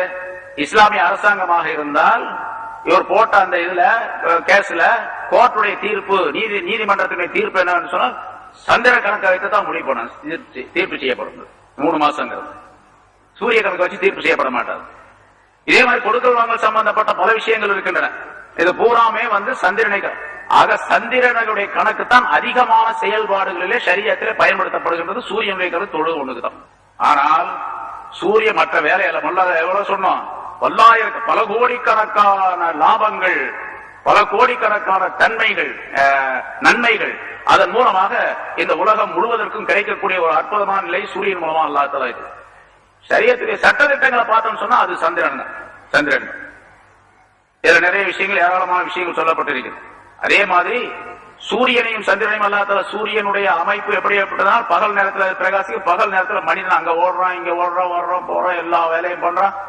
ஒரு மனிதன் ஒரு இடத்துல உட்கார்ந்து இருக்காம எல்லா நிலைகளிலும், எல்லா இடங்களிலும் பறந்து திரிந்து வியாபாரம் மற்ற தேவைகளை நிறைவேற்றக்கூடிய சூழ்நிலையை சூரியனின் காரணமாக பகல் நேரத்தில் அல்லாஹ் தஆலா ஏற்படுத்தி வச்சிருக்கோம். இரவுல பாத்தீங்கன்னு சொன்னா, இரவுல நம்ம ரோட்ல போனோம்னு சொன்னா, இங்க மெட்ராஸ் விட்டுருங்க, மெட்ராஸ்ல ராத்திரி பகலா இருக்கு, பகல் ராத்திரியா இருக்கு அப்படிங்கறதெல்லாம் நிறைய இருக்குது. விடிய சுத்தர பசங்க எல்லாம் நிறைய பேர் இருக்காங்க. ராத்திரி 12 மணி 1 மணி வரைக்கும் சுத்திக்கிட்டே இருக்காங்க வெளியே. ஏன்டா சுத்தர அப்படின்னு கேட்டா, நாங்க படுக்கிறதே 2 மணிக்கு தான் அப்படிங்கிறான். 2 மணிக்கு தான் படுக்கிறோம். 2 மணிக்கு படுத்து 8 மணிக்கு 9 மணிக்கு எந்திரிக்கிறோம். மனித வாழ்க்கையே அல்ல அது, மனிதனுடைய வாழ்க்கையே அல்ல அது, மிருகத்துடைய வாழ்க்கையும் சேராது. ஏன்னா மிருகம் கூட ராத்திரி இருட்டானோம்னா அது போய் கூண்டுல அடைஞ்சிடும். அதனுடைய இடத்துக்கு போய் படுத்து தூங்கிடும். சில பிராணிகள் அல்லாஹ் வச்சிருக்கிறான், பகல் பூரா தூங்கிட்டு ராத்திரி வெளியே வந்துடும். பாம்பு, இந்த மாதிரி சில பொருள்கள் இருக்கின்றன, விஷ ஜந்துக்கள்லாம் இருக்குது, இதெல்லாம் ராத்திரில தான் வெளியே உலாகும். ஆந்த அதெல்லாம் ராத்திரில ஒரு பகல்ல பேசாம போய் படுத்துங்க. ஆயிடுது. இது ஒரு சில பொருள்களை அல்லாஹ் தஆலா தன்னுடைய குதிரத்தை காட்டுவதற்காக வேண்டி உள்ள அமைப்பை ஏற்படுத்தி வச்சிருக்கிறான். அது வேற விஷயம். சரி, இப்ப என்ன சொல்றோம், பகல் சூரியன் மூலமாக பகல் நேரத்தை அல்லாஹ் தஆலா மனிதனுடைய ஹரக்காத்துக்காக வேண்டி ஏற்படுத்தி இருக்கிறான். ஓடி ஆடி சம்பாதிப்பதற்காக வேண்டி உள்ள அமைப்பிலே ஏற்படுத்தி வச்சிருக்கிறான். அதே மாதிரி இரவு நேரத்தை அல்லாஹ் தஆலா ஓய்வு கொள்வதற்காக நிறைய ஆயத்துகள்ல பல இடங்கள்ல சொல்லுகின்றான். வன் நௌம சுபாத்தா, தூக்கத்தை அல்லாஹ் தஆலா ரொம்ப சுகமானதாக ஆக்கி வச்சிருக்கான். உங்களுக்கு சுகமானதாக ஆக்கி வச்சிருக்கான். தூக்கம் இல்லைன்னு சொன்னா மனிதனுடைய வாழ்க்கையே இல்லை. நீங்க கூட பேப்பர்ல ஒரு பையனை போட்டிருந்தாங்க, அது தூங்குறதே இல்லை. 4 வயசு ஆச்சு, 4 வருஷமா எனக்கு தூங்கவே இல்லையா. பிறந்த 4 வருஷம் ஆச்சு, கண்ணுல ஏதாவது அந்த கருவெளி வெள்ளையா இருக்குதான் அவனுக்கு. ஆராய்ச்சி பண்ணி பார்த்தாங்க, ஒன்னும் இல்ல, நல்லா தான் இருக்கு அப்படின்னு சொல்லி டாக்டர் எல்லாம் சொல்லிட்டாங்க. இருந்தாலும் தூங்க மாட்டேங்கிறான். தூங்க மாட்டேங்கிறான் அப்படின்னு சொன்னா அம்மா அப்பா எல்லாம் தூங்கிடுறாங்களா. இப்ப யாரு இந்த பையனை பாத்துக்கிறது, விடிய விடிய முடிச்சுட்டு இருக்காரு அப்படின்னு சொன்னா அவன் பாட்டனார் தாத்தா பாத்துக்கிறாரு. அவர் உங்களுக்கு வயசாகி போச்சு, நீங்க முடிச்சுட்டு இருங்க பையனோட சேர்ந்து அப்படின்ட்டு அவங்கள்ட்ட விட்டு போட்டு இவங்க தூங்கிடுறாங்க. நீங்க பேப்பர்ல போட்டிருந்தோம். தூக்கம் இல்லைன்னா என்ன ஆகும், அடுத்தவருடைய தூக்கம் சேர்ந்து கேட்டு போயிடும். எத்தனையோ இடங்கள் நம்ம பாக்குறோம். ஒரு ஊர்ல இருந்தாலும் இப்ப அந்த பையனுக்கு சுகமாயி போச்சு, கல்யாணம் பண்ணிட்டாங்க. அவரை பையன் கல்யாணம் பண்ணியாச்சு, மனைவி தூங்குறாங்க, இவங்க முடிச்சிட்டு இருக்காரு. அவருக்கு தூக்கமே வர்றதில்லை ராத்திரியில. ரொம்ப நாள் அந்த வியாதி இருந்துச்சு, மெட்ராஸ் எல்லாம் வந்து பார்த்தாரு, இப்ப சரியாச்சுன்னு சொன்னாங்க. சரி, அவர் தூங்குறதே இல்லை, தூங்காம முடிச்சு பார்த்துக்கிட்டே படுத்திருக்கிறார். வேற ஏதாவது செய்வீங்களான்னு நான் கேட்டேன் அவர்கிட்ட. தூங்காம இருக்கிறீங்களா, அந்த நேரத்தில் ஏதாச்சும் படிக்க முடியும்? ஒன்னும் படிக்க முடியாது, எதை படிச்சாலும் கஷ்டமா இருக்கு. எனக்கு லைட்டை போட்டாவே கஷ்டமா இருக்கு. இருட்டாவது லைட்டை ஆஃப் பண்ணிட்டு முடிச்சுட்டு தான் இருப்பேன். முடிச்சுட்டு இருக்கிறதுனால அந்த மனைவி புதுசா கல்யாணம் பண்ண அந்த பொண்ணு எந்திரிச்சு பார்க்கும்போது முடிச்சுட்டு இருக்கிறாரா பார்த்து பயந்து போச்சு. ஒரு ஜனாசா கண்ணை முடிச்சுட்டு இருந்தா அப்படி இருக்கும், அது மாதிரி இருக்குது அப்படிங்கிறாரு. ஜனாசா மாதிரி கிடக்கிறாரு, கண்ணை முடிச்சுட்டு இருக்காரு, பார்த்தா பயமா இருக்கு, இவரோட எப்படி வாழ்றது அப்படின்னு சொல்லி. அப்படிதான் இருந்தா இப்ப நல்லா போச்சுன்னு வச்சுங்களேன். அப்ப தூக்கம் இல்லை அப்படின்னு சொன்னா அது பெரிய வியாதி என்பது மட்டுமல்ல, அடுத்தவருக்கும் பாராது, அவருக்கு மட்டுமல்ல அடுத்தவருக்கும் அது சிரமத்தை கொடுக்கக்கூடியது. அதனால அல்லாஹ் தஆலா இரவு நேரத்தை தூக்கத்திற்காக வேண்டி படைத்திருக்கின்றான். அது சந்திரன் மூலமாக கிடைக்கக்கூடிய மிகப்பெரிய பலன் என்பதாக சொல்லப்பட்டிருக்கிறது. அல்லாஹ் தஆலா இந்த ஆயத்திலே சொல்லி காட்டுகின்றான். சரி, இன்னொன்னு, நம் காலத்தை விளங்குவது பாருங்க. இன்னைக்கு புற எத்தனை அப்படின்னு சொல்லி பார்த்து, இன்னைக்கு புற எத்தனையாவது புற அப்படின்னு சொல்லி வானத்தை பார்த்தா அந்த புற இருக்கக்கூடிய அமைப்பு பார்த்து இன்னைக்கு ஒரு 7 இருக்கும் 8 இருக்கணும். முழுசா தெரிஞ்சுன்னா இன்னைக்கு 15 ஆகுது. அப்புறம் தேஜி போய் கொஞ்ச நாள் ஆகி போச்சுன்னா கொஞ்சம் நேரம் அந்த பக்கம் போச்சு, மேற்க வந்து இதாகுது அப்படின்னு சொன்னா அதை பார்த்தோம்னா சரி, இன்னைக்கு 17, 17, 18, 19, 20 அப்படின்லாம் சொல்லிடலாம். சந்திரனை பார்த்து இது எத்தனையாவது சந்திரன் அப்படின்னு சொல்ல முடியுமா? சூரியனை பார்த்து இது எத்தனையாவது நாள், இது நேற்று வந்து பார்த்தா இன்னைக்கும் வருது, இன்னைக்கு வந்து பார்த்தா நாளைக்கும் வருது, வருஷம் பூரா அப்படியே தான் இருக்குது. ஆனா சந்திரன் மாறி மாறி வரக்கூடிய சூழ்நிலை ஏற்படுது என்பதாக குறிப்பிடுகிறது. இப்படி ஏராளமான விளக்கங்கள் இதற்கு சொல்லப்பட்டிருக்கு. இத சூரியனை சந்திரனை பார்த்து ஒரு சாதாரணமான ஒரு காட்டு ஒரு கிராமத்து மனிதனும் கூட, படிக்க எழுத தெரியாத ஒரு மனிதனும் கூட சந்திரனை பார்த்து விளங்கிக் கொள்ள முடியும். இது எத்தனையாவது பெற எத்தனையாவது நாள் அப்படின்னு சொல்லி விட முடியும். ஆனா சூரியனை பார்த்து அப்படி விளங்கிக் கொள்ள முடியாது. இது எல்லாரும் விளங்கிக் கொள்ள முடியும். அந்த அமைப்பில் தான் அல்லாஹ் தஆலா வச்சிருக்கிறார். அதனாலதான் சூரியன் இந்த சந்திரன் மாறி மாறி வருது, தேஞ்சி கொஞ்ச நாள் இருக்குது, அப்புறம் முழுசா வருது, அப்புறம் தேயுது, அப்புறம் வருது, அப்புறம் போகுது. அப்படிங்கிறதுனால அந்த அரபியர்கள் அந்த காலத்திலேயே கேட்டாங்க, எஸ் அலுவனுக்கு அனில்லாஹி இல்லா, இந்த பிறையை பற்றி நபியை உங்களிடத்தில் கேட்கின்றார்கள் இந்த மக்கள். அதனால நீங்க சொல்லிடுங்க, எஸ் அலுவனுக்கு அனில்லாஹி இல்லா குல் ஹிய மவாகீது லின்னாஸி வல் ஹஜ் அப்படின்னு சொல்லிடுங்க. அவ்வளவு மட்டும் தான் சொல்லு. அந்த காலத்துல அந்த மக்களுக்கு அவ்வளவுதான் விளங்க முடியும். அதனால அதை மட்டும் சொல்லுங்க என்று அல்லாஹ் தஆலா பதில் சொல்லி கொடுத்தான். குல் ஹிய மவாகீது லின்னாஸ், மனிதர்களுக்கு காலத்தை கணிப்பதற்காக வேண்டி உள்ளது என்றும் ஹஜ்ஜுடைய நேரத்தை குறிப்பதற்காக வேண்டி உள்ளது என்றும் நபியை நீங்கள் சொல்லிடுது. குறை ஏன் இப்படி வருது? அவங்க கேட்டது குறை ஏன் இப்படி முதல்ல இப்படி ஒரு மாதிரி தேங்காய் கீத்து மாதிரி வருது, அப்புறம் கொஞ்சம் கொஞ்சமா பெருசாகுது, அப்புறம் பெருசாகுது, அப்புறம் முழுசாகுது, அப்புறம் மறுபடியும் அதே மாதிரி போய் மறுபடியும் மறைஞ்சிது. மொத்தம் 29 நாள், 30 நாள் எப்படின்னு வச்சுக்கிட்டோம்னு சொன்னா 28 நாள் சந்திரன் இருக்கும். 29வது நாள் அல்லது 30வது நாள் முழுசா பாருங்க, அதான் அமாவாசை அப்படிமா. அடுத்தது பாட்டி, என்னது பாட்டி அம்மா, என்னங்க அது பாட்டி முகமா? ஒரு ஊர்ல பாட்டி முகம் சொல்றாங்க, ஒரு பாட்டி அம்மைங்கிறாங்க. ஏதோ ஒண்ணு 2 நாள் இருக்காது. 30 நாள்னா 2 நாள் இருக்காது. 29 நாள் ஒரு நாள் சந்திரன் இருக்காது. முழுசா தெரியாது, யாருக்குமே தெரியாது, எங்கேயும் தெரியாது. இடையில நம்ம அறிவியல் படி சொன்னா சந்திரனுக்கு சூரியனுக்கு சந்திரனுக்கு இடையில பூமி திரையாக குறுக்க வர்றதுனால பூரம் அடைச்சது. அப்புறம் மறுபடியும் அடுத்த நாள் பாத்தீங்கன்னா புறம் ஒண்ணு அன்னைக்கு கொஞ்சம் அப்படி தெளிவாகுது, எப்படியே வருது. இது அறிவியல் படி விளக்கங்களா சொல்லப்பட்டிருக்கின்றது. ஞானவான்கள் சில பேர், அதாவது சூஃபியாக்கள் சிலர் சொல்லுகின்றார்கள், இன்னல்லாஹ் தஆலா ஹலகல் ரூஹ லியாஅன் கஷ்ஷம்சி. அல்லாஹ் தஆலா மனிதனுக்குள்ள ரூஹ் இருக்கின்றது, அதை இந்த ஆயத்திலிருந்து ஒரு ஞான கருத்தை தெரியப்படுத்துகின்றார்கள். மனிதனுடைய ரூஹை சூரியனை போன்று ஒளி உள்ளதாக, தியாஆக, அதாவது பிரகாசமான ஒளி உள்ளதாக அல்லாஹ் தஆலா படைத்திருக்கின்றார். வ ஹலகல் கல்ப சாஃபியன் கல் கமர். கல்பை அல்லாஹ் தஆலா இதயத்தை தெளிவானதாக கமரை போன்று சந்திரனை போன்று படைத்திருக்கின்றார். கல்பு என்ற அந்த சந்திரனுக்கு சுய ஒளி கிடையாது, ரூஹுக்கு சுய ஒளி உண்டு அப்படிங்கிற கருத்தை சொல்றாரு. ஆனா இந்த சுய ஒளி இல்லாத இந்த கல்பு காபிலன் லின்னூரி வல்லுல்மா, அது ஒளியையும் இருட்டையும் ஏற்றுக்கொள்ளக்கூடிய தகுதி படைத்ததாக அல்லாஹ் தஆலா அந்த இதயத்தை கல்பை ஆக்கி வைத்திருக்கின்றார். அடுத்து ஹலகன் நஃப்ஸ. நஃப்ஸ் என்பதை அல்லாஹ் தஆலா படைத்தான் துல்மானியத்தன் கல் அருள். இந்த பூமியை போல இருளாகவே படைத்தான். பூமி அசல்ல இருட்டானதுதான். சந்திரன் மூலமாக சூரியன் மூலமாக ஒளி கிடைக்கின்றது, நட்சத்திரங்கள் மூலமாக பொருள்கள் மூலம் ஒளி கிடைக்கின்றது. அசல்ல இருட்டு தான் இல்லையா? சரி, அது மாதிரி பூமியை போன்று நஃப்ஸி என்பதை இருட்டாக அல்லாஹ் தஆலா இருளாக படைத்தான். இப்போ மஹ்மா வகா அமருல் கல்பி ஃபீ முவாஜஹத்தி ஷம்ஸி ரூஹ்.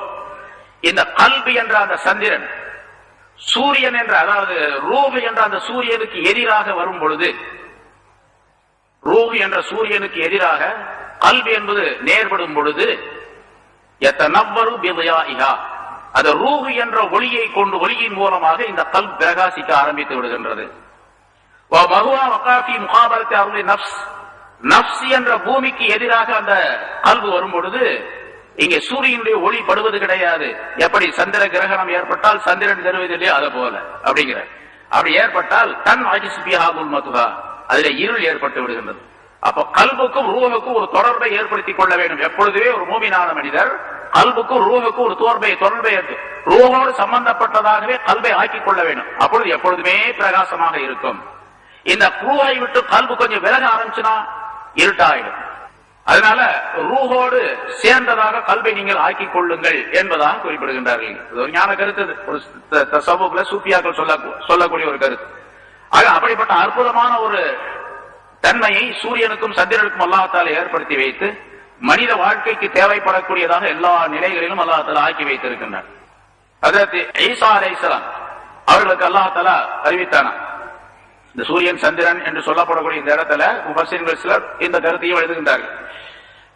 அல்லாஹ் தஆலா ஈசா அலைஹிஸ்ஸலாத்துக்கு சொன்னா, ஈசாவே குன் லின்னாஸி ஃபில் ஹில்மி கல்லாஹ், பொறுமையிலே மனிதர்களிடத்திலே நீ பூமியை போன்று ஆகிவிடு, பூமியை போன்று பொறுமை உள்ளவனாக ஆகிவிடு.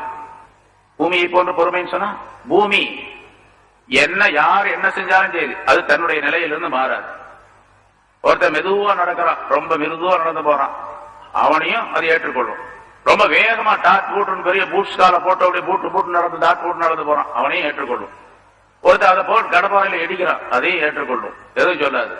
ஒருத்தர் மண்ணை வெட்டுறான், மண் வெட்டியால, அப்பவும் ஏற்றுக்கொள்ளும். ஒருத்தன் போட்டு உடைக்கிறான், ஒருத்தன் பாம்பு வச்சு தகர்க்கிறான், அப்பவும் பேசாம தான் இருக்கு. இந்த பூமியை போல பொறுமையாக நீ இரு என்பதாக சொன்னார்கள். சொன்னான் அல்லாஹ் தஆலா, வஃபிஸ் ஸஹாஇ கல் மாஇல் ஜாரி, கொடைத்தன்மையிலே கொடை கொடுத்து வாழ்வதிலே ஓடக்கூடிய நீரை போன்று இரு. தண்ணீர், ஆற்றுல தண்ணி ஓடுது, அது மக்களுக்கு எவ்வளவு பலன் தருகின்றது. மக்கள் குடிக்கின்றார்கள், மிருகங்கள் குடிக்கின்றன, பயிர்கள் விளைகின்றன, எல்லா வகையான தேவைகளும் பல்லாயிரக்கணக்கான தேவைகள் இந்த ஓடக்கூடிய தண்ணீரின் மூலமாக நிறைவேற்றப்படுகின்றன. அதுபோன்று அடுத்தவருக்கு கொடை கொடுக்கக்கூடிய விஷயத்திலே நீ தண்ணீரை போன்று இரு, எல்லாருக்கும் பலன் உள்ளவனாக இரு. வஃபிர் ரஹ்மத்திக ஷம்ஸ், அடுத்தவருக்கு இரக்கம் காட்டக்கூடிய விஷயத்தில் சூரியனை போன்று நீ இரு. சூரியன் எவ்வளவு பலன்கள் தருது மனிதனுக்கு, அது போன்று இரக்கம் காட்டக்கூடிய விஷயத்தில் சூரியனை போன்று நீ இருந்து விடுவாயா. வல் கமர கஷம்சி வல் கமர், சூரியனை போன்று சந்திரனை போன்று நீ இருப்பாயாக. அதாவது அதிகமாக கொடை கொடுப்பது, குறைவாக கொடை கொடுப்பது என்ற நிலைகள், யாருக்கு எப்படி கொடுக்க வேண்டும், யாருக்கு அதிகமாக கொடுக்க வேண்டும், யாருக்கு குறைவாக கொடுக்க வேண்டும் என்று தெரிந்து சூரியனை போன்று சந்திரனை போன்று கொடைத்தன்மையிலே இருந்து விடுது. பைன்னமா எப்பயானி அலல் பிர்ரி அலல் பர்ரி வல் ஃபாஜிர். அதுக்கு வேற ஒரு கருத்தை சொல்றாங்க, நான் சொன்னது ஒண்ணு, இன்னொன்னு இங்க சொல்றாங்க. அதாவது அந்த சூரியனும் சந்திரனும் நல்லவர்களுக்கு மட்டும் பிரகாசம் தருவது கிடையாது. நல்லவர்கள் கெட்டவர்கள் எல்லோருக்குமே பிரகாசம் தருகின்றது. சூரியன் காலையில வருது, யார் யார் ராத்திரி பாவம் செஞ்சாலும் அவனுக்கெல்லாம் நான் ஒளி கொடுக்க மாட்டேன் அப்படின்னு சொல்லும். எல்லாத்துக்கும் ஒரே மாதிரி தான் ஒளி தந்து கொண்டிருக்கின்றது. சந்திரனும் அதே மாதிரி எல்லோருக்கும் ஒரே மாதிரி ஒளியை தந்து கொண்டிருக்கின்றது. அது போன்று நல்லவர கெட்டவர யாரா இருந்தாலும் சரி, கொடைத்தன்மை சந்திரனை போன்று சூரியனை போன்று கொடைத்தன்மையிலே நீ இருந்து விடு என்று அல்லாஹ் தஆலா ஈசா அலைஹிஸ்ஸலாம் அவர்களுக்கு அறிவித்ததாக சொல்லப்பட்டு இருக்கிறது. ஆக இந்த அல்லாஹ் தஆலா என்ன சொன்னான், ஹுவல்லதி ஜஅல ஷம்ஸ தியாஅன் வல் கமர நூராம், அவன்தான் சூரியனை ஒளிமிக்கதாக ஆக்கினான், ஒளிகளாக ஆக்கி வைத்தான். வல் கமர நூரா, சந்திரனை ஒளி உடையதாக ஆக்கினான். வகத்தரஹு மனாசில, அதற்கு பல மன்சில்களை தங்கும் இடங்களை ஏற்படுத்தினான் சூரியனுக்கும் சந்திரனுக்கும். லிதாலமு அதத சினீன் வல் ஹிசாப், வருஷத்தினுடைய எண்ணிக்கைகளையும் மாதங்களுடைய கணக்கையும் நீங்கள் விளங்கிக் கொள்வதற்காக வேண்டி என்று சொல்லிவிட்டு, மா ஹலகல்லாஹு ஸாலிக இல்லா பில் ஹக், இதை அல்லாஹ் தஆலா சத்தியத்தை கொண்டே தவிர, உண்மையை கொண்டே தவிர அல்லாஹ் தஆலா படைக்கவில்லை, உண்மையை கொண்டுதான் படைத்திருக்கின்றான். இன்னொரு ஆயத்தில் அதை சொல்லும் பொழுது இதை வீணாக படைக்கவில்லை, பாத்திலா என்பதாக சொல்லுகின்றான். மா ஹலகல்லாஹு பாத்திலா என்று வரும். அதை வீணாக அல்லாஹ் தஆலா படைக்கவில்லை, ஒரு காரண காரியத்திற்காக வேண்டித்தான் அதை ஏற்படுத்தி இருக்கின்றான் என்று அல்லாஹ் தஆலா குறிப்பிடுகின்றான். மா ஹலகல்லாஹு ஸாலிக இல்லா பில் ஹக் யுஃபஸ்ஸிலுல் ஆயாத்தி லிகௌமின் யஅலமூன், அல்லாஹ் தஆலா தன்னுடைய ஆயத்துகளை யார் விளங்குகின்றார்களோ அப்படிப்பட்ட அறிவுடைய மக்களுக்கு இந்த ஆயத்துகளை விளக்கி காட்டுகின்றான், விவரித்து காட்டுகின்றான் என்றும் அல்லாஹ் தஆலா சொல்லி காட்டி, இப்ப சொல்லப்பட்ட அந்த சட்டங்களை எல்லாம் விளங்கக்கூடியவர்களாக சொன்னா நல்ல அறிவு படைத்தவர்கள் மட்டும்தான் விளங்க முடியும். அறிவில்லாத மக்கள் இது என்ன போட்டு உளறிக்கிட்டு இருக்காங்க எல்லாம் சொல்லிட்டு இருக்காங்க அப்படின்னு போயிடுவாங்க. அதனால அறிவுள்ள மக்கள் தான் இதை விளங்கி அல்லாஹ்வை புகழ்ந்து அல்லாஹ்வுடைய குதிரத்தை, அவருடைய ஆற்றலையும் அவருடைய அறிவையும் எண்ணி பார்த்து அல்லாஹ்வுக்கு வழிபடக்கூடியவர்களாக, அல்லாஹ்வுடைய சொல் கேட்டு நடக்கக்கூடியவர்களாக இருக்க முடியும் என்பதை அல்லாஹ் தஆலா தெரியப்படுத்துகின்றார். அத்தகைய நல்ல விளக்கங்களை நம் அனைவருக்கும் அல்லாஹ் தஆலா தந்தருள்வானாக. வாஹிரு தஅவானா அல்ஹம்துலில்லாஹி ரப்பில் ஆலமீன். அர்ஸலஹுல்லாஹு பில் ஹக்கி பஷீரன் வ நதீரன் வ தாஇயன் இலல்லாஹி பிஇذنஹி வ சிராஜன் முனீரா. அம்மா பஅத் ஃபகத் قال الله تعالى في كلامه القديم أعوذ بالله من الشيطان الرجيم بسم الله الرحمن الرحيم إن في اختلاف الليل والنهار وما خلق الله في السماوات والأرض لآيات لقوم يتقون إن الذين لا يرجون لقاءنا ورضوا بالحياة الدنيا واطمأنوا بها والذين هم عن آياتنا غافلون أولئك مأواهم النار بما كانوا يكسبون إن الذين آمنوا وعملوا الصالحات يهديهم ربهم بإيمانهم تجري من تحتهم الأنهار في جنات النعيم دعواهم فيها سبحانك اللهم وتحيتهم فيها سلام وآخر دعواهم أن الحمد لله رب العالمين. صدق الله العظيم. கண்ணியத்திற்குரிய பெரியோர்களே, சகோதரர்களே, அல்லாஹ் தஆலாவுடைய கிருபையால் 669வது வாரமாக தஃப்சீருடைய இந்த தொடர் பயான் ஆரம்பிக்கப்படுகிறது. பிரம்மாண்டமான இந்த வானம், பூமி, இதற்கிடையில் இருக்கக்கூடிய ஏராளமான பொருள்கள் இவையெல்லாம் மா ஹலகல்லாஹு ஸாலிக இல்லா பில் ஹக், இதை சத்தியத்தை கொண்டே தவிர அல்லாஹ் தஆலா படைக்கவில்லை. இன்னொரு இடத்துல சொல்லும் போது அதை பாத்திலானதாக, வீணாக அல்லாஹ் தஆலா படைக்கவில்லை என்பதாக சொல்லுகின்றான். நமக்கு அது விளங்காது. சூரியனை பற்றி உள்ள விளக்கம் சொன்னோம், சந்திரனை பற்றி சொன்னோம், காலக்கணக்குகள் அதன் மூலமாக அமைக்கப்படுகின்றன என்பது மட்டுமல்லாமல் பல கோடிக்கணக்கான பலன்கள் அதன் மூலமாக கிடைக்கின்றன என்ற விவரமும் சொல்லப்பட்டது. நட்சத்திரங்களை கவனிக்கும் பொழுது பல கோடிக்கணக்கான நட்சத்திரங்கள் இருக்கின்றன. இவற்றினால் என்ன பலன்கள் என்று நமக்கு தெரியாது. ஒரு சில நட்சத்திரங்களை நாம் கணிக்கலாம். இந்த நட்சத்திரம் இதற்காக வேண்டி வழிகாட்டக்கூடியதாக இருக்கின்றது, அல்லது வேறு வகையான ஏதாவது ஒரு உபயோகத்தை நாம் குறிப்பிடலாம். ஆனால் எண்ணிலடங்காத நட்சத்திரங்கள் இந்த வான்வெளியிலே இருக்கின்றன. சில நட்சத்திரங்கள் சூரியனை விட பெரியது. சூரியன் இந்த பூமியை விட 1,60,000 மடங்கு பெரியது என்று சொன்னோம். அதைவிட பெரிய நட்சத்திரங்கள் எல்லாம் இருக்கின்றன. சில ஆண்டுகளுக்கு முன்னால இந்த கேலக்சி அல்லாத வேறொரு கேலக்சியிலே, இந்த பால்வெளி அல்லாத வேறொரு பால்வெளியிலே உள்ள ஒரு நட்சத்திரம் உடைந்து விட்டது. உடைந்த நட்சத்திரத்தில் அந்த நட்சத்திரத்துடைய ஒரு துண்டு பல ஆயிரக்கணக்கான துண்டுகளாக உடைந்து விட்டன. அப்படி உடைந்த அந்த நட்சத்திரத்தினுடைய ஒரு துண்டு சூரியனை விட பெரியதாக இருந்தது என்று சொன்னார்கள். அப்படி பல்லாயிரக்கணக்கான சூரியன்களை கொண்ட ஒரு பொருளாகவும் ஒரு பிரம்மாண்டமான படைப்பாகவும் நட்சத்திரங்களை அல்லாஹ் தஆலா படைத்துள்ளான் என்பதை பார்க்கின்றோம். இங்கே என்ன சொல்லப்படுகின்றது என்று சொன்னால், இவற்றையெல்லாம் ஏன் அல்லாஹ் தஆலா படைத்தான் என்று நம்முடைய மனதிலே கேள்வி வந்தால் அதற்கு பதில் சரியாக நமக்கு சொல்ல முடியாது. ஆனால் நாம் இப்படித்தான் நம்பிக்கை கொள்ள வேண்டும். ஒரு வீணான வேலைக்காக அல்லாஹ் தஆலா இதனை படைக்கவில்லை. எந்த வீணும் கிடையாது. ஒரு அணுவளவு அது வீணாக இருக்கின்றது, இது தேவையில்லாமல் இருக்கின்றது என்று சொல்லவே முடியாது. ஆனால் அதனை விளக்கி சொல்ல முடியாது, நம்மால் விளங்கிக் கொள்ளவும் முடியாது. நான் நம்பிக்கை கொள்ள வேண்டும். குர்ஆனில் அல்லாஹ் தஆலா சொல்லுகின்றான், மா ஹலகல்லாஹு ஹாதா பாத்திலா, இதை அல்லாஹ் தஆலா பாத்திலாக வீணாக படைக்கவில்லை என்பதால். ஆக ஏதோ ஒரு காரண காரியத்திற்காக படைத்திருக்கின்றான். ஒரு காரணம் நாம் இப்படி விளங்கலாம், அல்லாஹ் தஆலா மிகப்பெரிய ஆற்றல் உள்ளவன் என்பதை தெரிந்து கொள்வதற்காக வேண்டி, அவன் மிகப்பெரிய அறிவாளன் என்பதை தெரிந்து கொள்வதற்காக வேண்டி அல்லாஹ் தஆலா இதையெல்லாம் படைத்து வைத்திருக்கின்றான். ஆயத்துகளில் முன்னாலும் சொன்னோம், பின்னாலும் அந்த ஆயத்துகள் வருகிற பல இடங்களில் அல்லாஹ் தஆலா சொல்லுகின்றான். சொர்க்கத்தில கடைசியாக போகக்கூடிய ஒரு மனிதன், அந்த மனிதனிடத்தில் அல்லாஹ் தஆலா சொல்லுவானா, உனக்கு என்ன விருப்பமோ அதையெல்லாம் நீ நினைத்துக்கொள், நான் தருகிறேன் அப்படின்னு சொல்லுவான். அந்த மனிதன் நினைப்பார், அது வேண்டும், இது வேண்டும், இது வேண்டும், இது வேண்டும், இவ்வளவு பெரிய பங்களா மாளிகை இருக்கணும், இவ்வளவு தோட்டம் இருக்கணும், ஆறு இருக்கணும், அது இருக்கணும், என்னென்ன நினைப்பானோ அதெல்லாம் நினைப்பான். அதாவது அவன் கணக்கில் அடங்காத விஷயங்களை நினைச்சிடும். உம்னியத் என்பதாக ஹதீஸ்ல வருகின்றது. அவனுடைய எண்ணம் அப்படி இருக்கும், நிறைய நினைச்சிருவான். அதெல்லாம் எனக்கு வேணும் அப்படின்னு நினைப்பான்.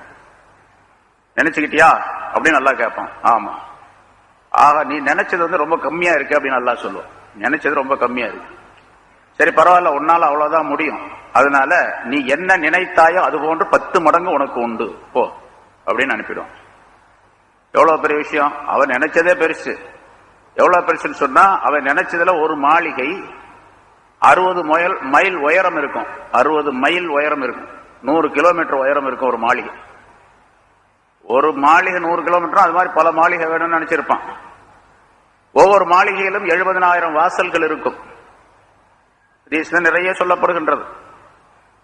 இப்ப அல்லாஹ் தஆலாவுடைய குத்ரத் எவ்வளவு பெரியது, அவனுடைய ஆற்றல், அவனுடைய அறிவு எவ்வளவு பெரியது என்பதை விளங்கிக் கொள்வதற்காக வேண்டி இதையெல்லாம் அல்லாஹ் தஆலா சொல்லுகின்றான் என்பதையும் நாம் புரிந்து கொள்ள வேண்டும். அதனால்தான் சொன்னா, யுஃபஸ்ஸிருல் ஆயாத்தி லிகௌமி யஅலமூன், அறிந்து கொள்ளுகின்ற கூட்டத்தினருக்கு இந்த ஆயத்துகளை, இந்த அத்தாட்சிகளை அல்லாஹ் தஆலா விபரித்து சொல்லி காட்டுகின்றான் என்பதாக குறிப்பிடுகின்றான். சென்ற வாரம் இந்த ஆயத்துக்குரிய விளக்கம் சொல்லப்பட்டது. அடுத்து அதே போன்று, இன்ன ஃபிக்திலாஃபில் லைலி வன்னஹார், இரவும் பகலும் மாறி மாறி வருகின்ற விஷயத்திலே, வமா ஹலகல்லாஹு ஃபிஸ் ஸமாவாத்தி வல் அர்த், வானங்களிலும் பூமியிலும் அல்லாஹ் தஆலா படைத்திருக்கின்றவற்றிலே லஆயாத்தில் லிகௌமின் யத்தகூன், அல்லாஹ்வை பயந்து கொள்ளக்கூடிய கூட்டத்தினருக்கு பல அத்தாட்சிகள் இருக்கின்றன என்றும் சொல்லுகின்றார். சூரத்து ஆல இம்ரானிலும் வந்திருக்கின்றது. அதற்கு பின்னாலும் சில ஆயத்துகள் இது போன்று வந்திருக்கிறது. இரவு பகல் எப்படி மாறி மாறி வருகின்றது. இரவை அல்லாஹ் தஆலா முந்தி சொன்னதின் காரணமாக அல்லாஹ் தஆலா இரவைத்தான் முதலாவதாக படைத்தான், பிறகு பகலை உண்டாக்கினான் என்ற விபரமும், இரவு சிறந்ததா பகல் சிறந்ததா என்பதிலே ரெண்டுக்கு மத்தியிலே ஒரு உரையாடல் நடந்தது. அந்த உரையாடலிலே இரவு சிறந்தது என்பதற்கு பலவிதமான காரணங்களை இரவு பகலை பார்த்து சொன்னது என்ற ஒரு ஹதீஸ், ஒரு நீண்ட விளக்கம், இதெல்லாம் முன்னால் சொல்லப்பட்டது. ஆக அல்லாஹ் தஆலா இரவையும் பகலையும் படைத்து மனித வாழ்க்கைக்காக வேண்டி அதை தயார் செய்து வைத்திருக்கின்றார். பகல் நேரங்களிலே நாம் என்னென்ன செய்கின்றோமோ அதை இரவு நேரத்தில் செய்ய முடியாது. இரவு நேரத்தில் செய்கின்ற வேலையை பகல் நேரத்தில் செய்ய முடியாது. இரவு நேரத்தில் தூங்குகின்றோம், அந்த தூக்கத்தை பகலில் தூங்கி பாருங்க, ஒரு 5 மணி நேரம் 6 மணி நேரம், உடம்பு பூரா வலிக்கும். ராத்திரில தூங்கணும்னு சொன்னா வலி இருக்கிற உடம்பெல்லாம் வலியெல்லாம் போயிடும். என்ன அற்புதமாக அல்லாஹ் தஆலா ஆக்கி வச்சிருக்கிறான். எப்படி நிகழ்கின்றது என்று சொன்னால் அது அல்லாஹ் தஆலாவுடைய குத்ரத். அந்த நேரத்திற்கு அந்த சக்தியை அல்லாஹ் தஆலா வழங்கி இருக்கின்றான். பகலுக்கு ஒரு சக்தியை வழங்கி இருக்கின்றான். அந்த சக்தி அதற்குரியது. அதனால அதை சிந்தித்து பார்க்கக்கூடிய நேரத்தில் இன்ன ஃபிஹ்திலாஃபில் லைலி வன்னார், இரவும் பகலும் மாறி மாறி வரக்கூடிய விஷயத்திலே பல அத்தாட்சிகள் இருக்கின்றன. அதை சிந்தித்து பார்க்கக்கூடியவர்களுக்கு லிகௌமின் யத்தகூன் என்று சொன்னா அல்லாஹ்வை பயந்து கொள்ளுகின்ற கூட்டத்தினருக்கு என்றும் சொல்லலாம், அல்லது ஷிர்க்கை தவிர்ந்து வாழக்கூடிய மக்களுக்கு என்றும் சொல்லலாம், அல்லது பாவங்களை தவிர்ந்து வாழக்கூடிய கூட்டத்தினருக்கு என்றும் சொல்லலாம். யத்தகூன் என்பதற்கு யத்தகூன் அல்லாஹ், யத்தகூன ஷிர்க், யத்தகூனல் மஆசி என்றெல்லாம் பல அர்த்தங்கள் சொல்லப்பட்டு இருக்கின்றன. இதையெல்லாம் விட்டு யாருக்கு இந்த கணிப்பு, இந்த அறிவு யாருக்கு வரும்? வானத்தை பற்றி, பூமியை பற்றி, இரவை பற்றி, பகலை பற்றி, வானங்களிலே பூமியிலே படைத்திருக்கக்கூடிய பொருள்களை பற்றி, சூரியன், சந்திரன், நட்சத்திரங்கள், காற்று, மழை, மேகம் இவையெல்லாம் வானத்திலே இருக்கின்றன. அதே போன்று பூமியிலே பல கோடிக்கணக்கான பொருள்களை பார்க்கும், கடலிலும் கரையிலும் ஏராளமான பொருள்களை பார்க்கின்றோம். இவற்றிலெல்லாம் பல படிப்பினைகள் இருக்கின்றன, பல அத்தாட்சிகள் இருக்கின்றன என்று அல்லாஹ் தஆலா சொல்லுவது யாருக்கு என்று சொன்னால், யார் அல்லாஹ்வை பயப்படுகின்றார்களோ, ஷிர்க்கை தவிர்ந்து வாழுகின்றார்களோ, பாவங்களை விட்டு விட்டு வாழுகின்றார்களோ அவர்களுக்குத்தான் இது இருக்கும் என்றும் அல்லாஹ் தஆலா சொல்லுகின்றான். அப்ப மற்றவங்களுக்கெல்லாம் அந்த கவனமே வராது. அவங்களுக்கு ஏன் கேட்டா அவங்க வேற வேலையில இருக்கிறாங்க. அந்த வேலையின் காரணமாக, அந்த ஈடுபாட்டின் காரணமாக இந்த சிந்தனை எல்லாம் அவருக்கு வருவது கிடையாது என்பதை குறிப்பிடுகின்றார். அப்ப மற்றவங்க எல்லாம் செய்யறாங்களே, இப்போ ஆராய்ச்சி பண்றவங்க பூரா எல்லாம் காப்பீர்களாகத்தானே இருக்கிறாங்க, முஸ்லிம்கள் அல்லவே. ரயில கண்டுபிடிச்சான், மோட்டரை கண்டுபிடிச்சான், அதை கண்டுபிடிச்சான், செல்போனை கண்டுபிடிச்சு எல்லாம் கண்டுபிடிக்கிற பூரா காப்பீராகத்தானே இருக்கிறான். அப்ப அவன் எப்படி கண்டுபிடிக்கிறான்? இங்க சொல்லப்படுவது ஆயாத்தின் படிப்பினைகள் இருக்கின்றன என்று சொல்லும் போது அவனுக்கு படிப்பினை கிடையாது. கண்டுபிடிச்சு அதை மக்களுடைய பலனுக்காக வேண்டி, மக்கள் பயன்படுத்துவதற்காக அதை உபயோகத்துக்கு விடுறான், அவ்வளவுதான். அதன் மூலமாக அவன் பெருமை கொள்ளுகின்றான். அதன் மூலமாக மக்கள் எல்லாம் அவனை பாராட்டுகின்றார்கள். அவனுக்கு உலகம் கிடைத்து விடுகின்றது, அவ்வளவுதான். இங்க ஆயாத்தின் அப்படின்னு சொன்னா ஆகிரத்துடைய வாழ்க்கை கிடைப்பது அப்படிங்கிறார். ஒரு மூமினான மனிதர் பாவத்தை தவிர்த்து அல்லாஹ்வை பயந்து வாழக்கூடிய ஒரு மூமினான மனிதர் இரவை சிந்தித்தால், பகலை சிந்தித்தால், வானம் பூமியை பற்றி சிந்தித்தால், அதில் உள்ள பொருள்களை பற்றி சிந்தித்தால் அல்லாஹ் தஆலாவுடைய பயம் அதிகமாகும். அல்லாஹ்வை பற்றி உள்ள மகத்துவம் நன்றாக தெரியும். ஏன்னா முதல்ல அல்லாஹ்வை பயந்து கொள்வதற்கு முன்னதாக அல்லாஹ்வை பற்றி அவனுடைய அஸ்மத், அவனுடைய மகத்துவத்தை தெரிந்து கொள்ள வேண்டும். அதனாலதான் இதெல்லாம் சொல்லி காட்டுறான். வானங்களை பாருங்க, பூமியை பாருங்க, சந்திரனை பாருங்க, சூரியனை எல்லாத்தையும் பார்த்து சிந்தித்து பாருங்கள் என்று அல்லாஹ் தஆலா சொல்லுவது அவனுடைய அஸ்மத், அவனுடைய மகத்துவத்தை தெரிந்து கொள்ள வேண்டும் என்பதற்காக. மகத்துவம் தெரிந்து கொண்டால்தான் அடுத்ததாக அல்லாஹ்வை பயப்படக்கூடிய சூழ்நிலை ஏற்படும். அந்த பயம் வரும். பிறகு அல்லாஹ் தஆலா மீது மஹப்பத் வரும். இவற்றின் காரணமாக அல்லாஹ் என்ன சட்டங்களை சொல்லி இருக்கின்றானோ அதை செயல்படுத்தக்கூடிய மனப்பான்மை ஏற்படும். அடுத்து அல்லாஹ் சொல்லுகின்றான், இது மூமினான மனிதர்களுக்கு இதில் பல படிப்பினைகள் இருக்கின்றன. இன்னல்லதீன லா யர்ஜூன லிகாஅனா வரது பில் ஹயாத்தித் துன்யா வத்மஅன்னு பிஹா. சில மனிதர்கள் நம்மை சந்திப்பதை அவர்கள் ஆதரவு வைக்கவில்லை. அதாவது நம்மை சந்திப்பதை அப்படின்னு சொன்னா அந்த இடத்துல ஆகிரத்துடைய வாழ்க்கையை என்று பொருள். அல்லாஹ் சந்திக்கிறதுனா ஆகிரத்துக்கு போனா தானே சந்திக்க முடியும். ஆகிரத்துடைய வாழ்க்கையை ஆதரவு வைக்கவில்லை என்று சொன்னால் பயப்படவில்லையே. லா யர்ஜூன என்பதற்கு லா யஹாஃபூன், பயப்படவில்லையே அப்படிப்பட்டவர்கள். அல்லாஹ்வுடைய சந்திப்பை பயப்படவில்லையே. ஏன்னா ஒரு வார்த்தை, சில வார்த்தைகள் குர்ஆனில் இருக்கின்றன, அரபி மொழியிலும் அது சொல்லப்பட்டிருக்கின்றது. எதிரும் புதிருமான ரெண்டு அர்த்தங்களும் வரும். ரஜா என்று சொன்னால் ஆதரவு வைப்பது, நம்பிக்கை கொள்வது என்பதாகவும் சொல்லலாம். அதே நேரத்தில் பயப்படுவது என்றும் சொல்லலாம். ரஜா என்பதற்கு ஹவுஃப் என்ற அர்த்தம் உண்டு, தமா என்ற அர்த்தமும் உண்டு, ஆசை வைக்கிறது அர்த்தம். இந்த இடத்துல லா யர்ஜூனங்கிறது முஃபஸ்ஸிரீன்கள் லா யஹாஃபூன லிகாஅனா, லிகாஅனானா ஆகிரா, ஹயாத்தல் ஆகிரா, மறுமையுடைய வாழ்க்கையை பயப்படவில்லையே அப்படிப்பட்ட மனிதர்கள். பின்னால வரக்கூடிய அந்த செய்தி அவங்களுக்கு தான். மறுமையை பயப்பட மாட்டாங்க. பயப்பட மாட்டாங்க அப்படின்னு சொன்னா அவங்க ஈமான் கொள்ளவே இல்லை, அதனால பயம் இல்லை.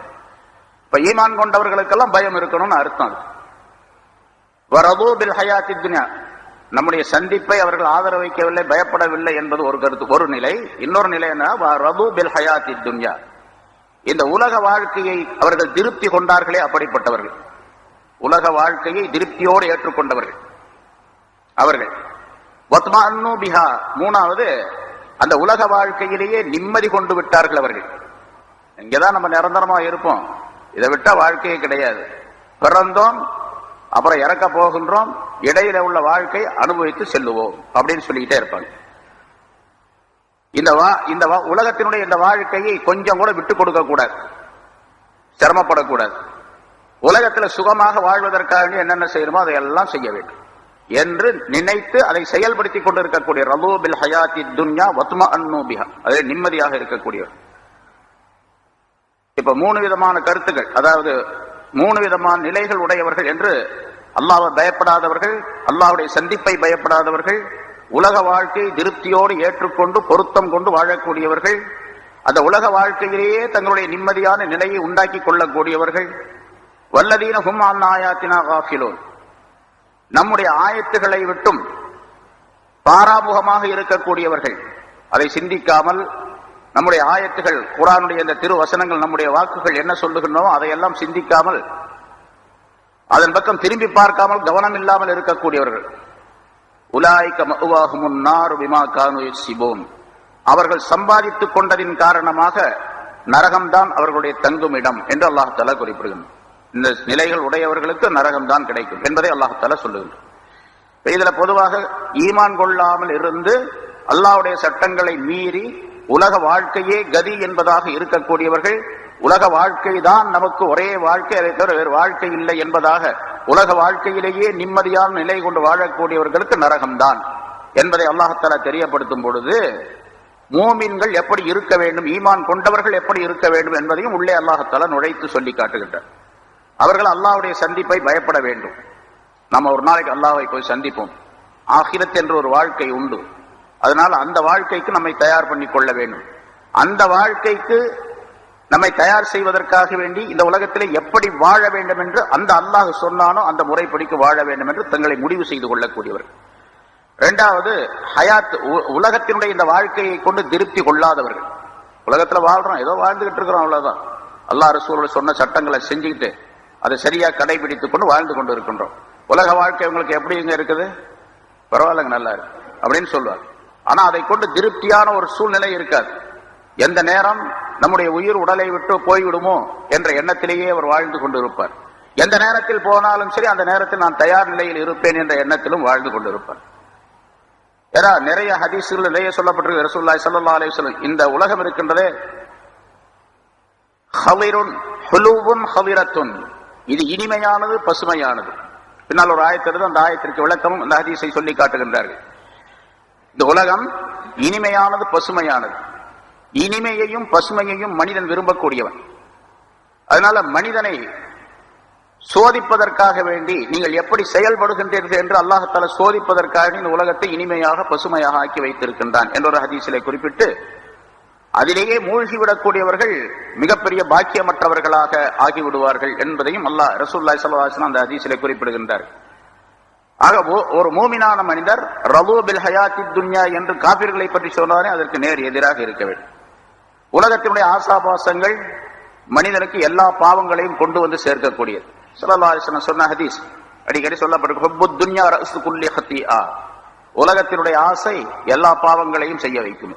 எல்லா பாவங்களுக்கும் அசல் அர்த்தம், எல்லா பாவங்களுக்கும் அசல் அர்த்தம் ஹுப்புத் துன்யா, உலக ஆசாபாசங்கள் என்பதை குறிப்பிடுகின்றார்.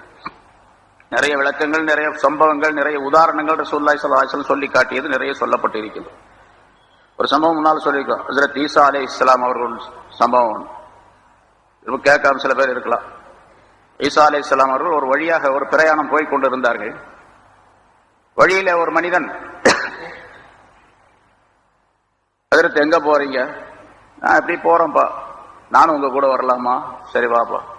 அவங்களுக்கு ஒன்றும் பிரச்சனை இல்லை, யார் எவ்வளவு வந்தா தான் வான்னு சொல்லி கூப்பிட்டு போனாங்க. 2 பேருக்கும் சேர்ந்து 3 ரொட்டி இருந்துச்சு. அவங்கள்ட்ட இருந்துச்சு, அவங்கள்ட்ட இருக்கிறதுக்கு சான்ஸே இல்லை. அந்த ஆள் வச்சிருந்துருக்கலாம் கூட வந்தால். 3 ரொட்டி இருந்துச்சு. இப்படியே நடந்து போயிட்டே இருந்தாங்க. ஒரு ஆற்றங்கரை, அதுல உட்காந்து சரி ரொட்டி பசிக்குது சாப்பிடலாமா? ஆமா சாப்பிடலாம். உட்காந்தாங்க, ஆளுக்கு ஒரு ரொட்டி சாப்பிட்டாங்க. சாப்பிட்டுட்டு மீதி ஒரு ரொட்டி இருந்துச்சு. ஈசா அலைஹிஸ்ஸலாம் எந்திரிச்சு போய் தண்ணி குடிக்கிறதாண்டி ஆத்துக்கு போயிட்டாங்க. கொஞ்சம் தூரத்துல ஆறு இருக்குது, அங்க போயிட்டாங்க. ஒரு ரொட்டி தான் நமக்கு கொடுத்தாரு. இவரு பசிக்குது என்ன பத்தலையே அப்படின்னு சொல்லிட்டு ஈசா அலைஹிஸ்ஸலாம் வர்றதுக்கு முன்னாடி இன்னொரு ரொட்டியும் சாப்பிட்டு முடிச்சுனா அந்த ஆளு. இருந்த ஒரு ரொட்டியும் சாப்பிட்டோம்.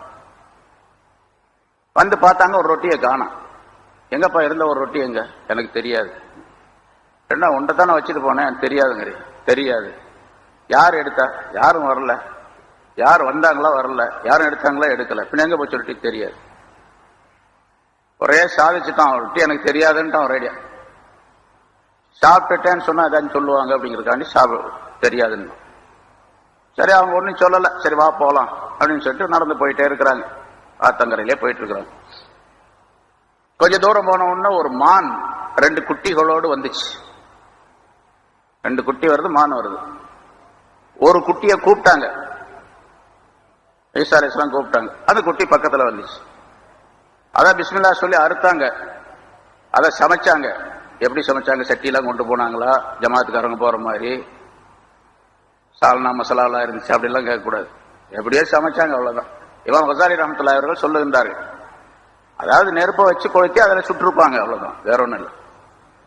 அதை ஆக்குனாங்க, சமைச்சாங்க. அதை அந்த கறியை இது பண்ணி 2 பேரும் உட்காந்து சாப்பிட்டாங்க.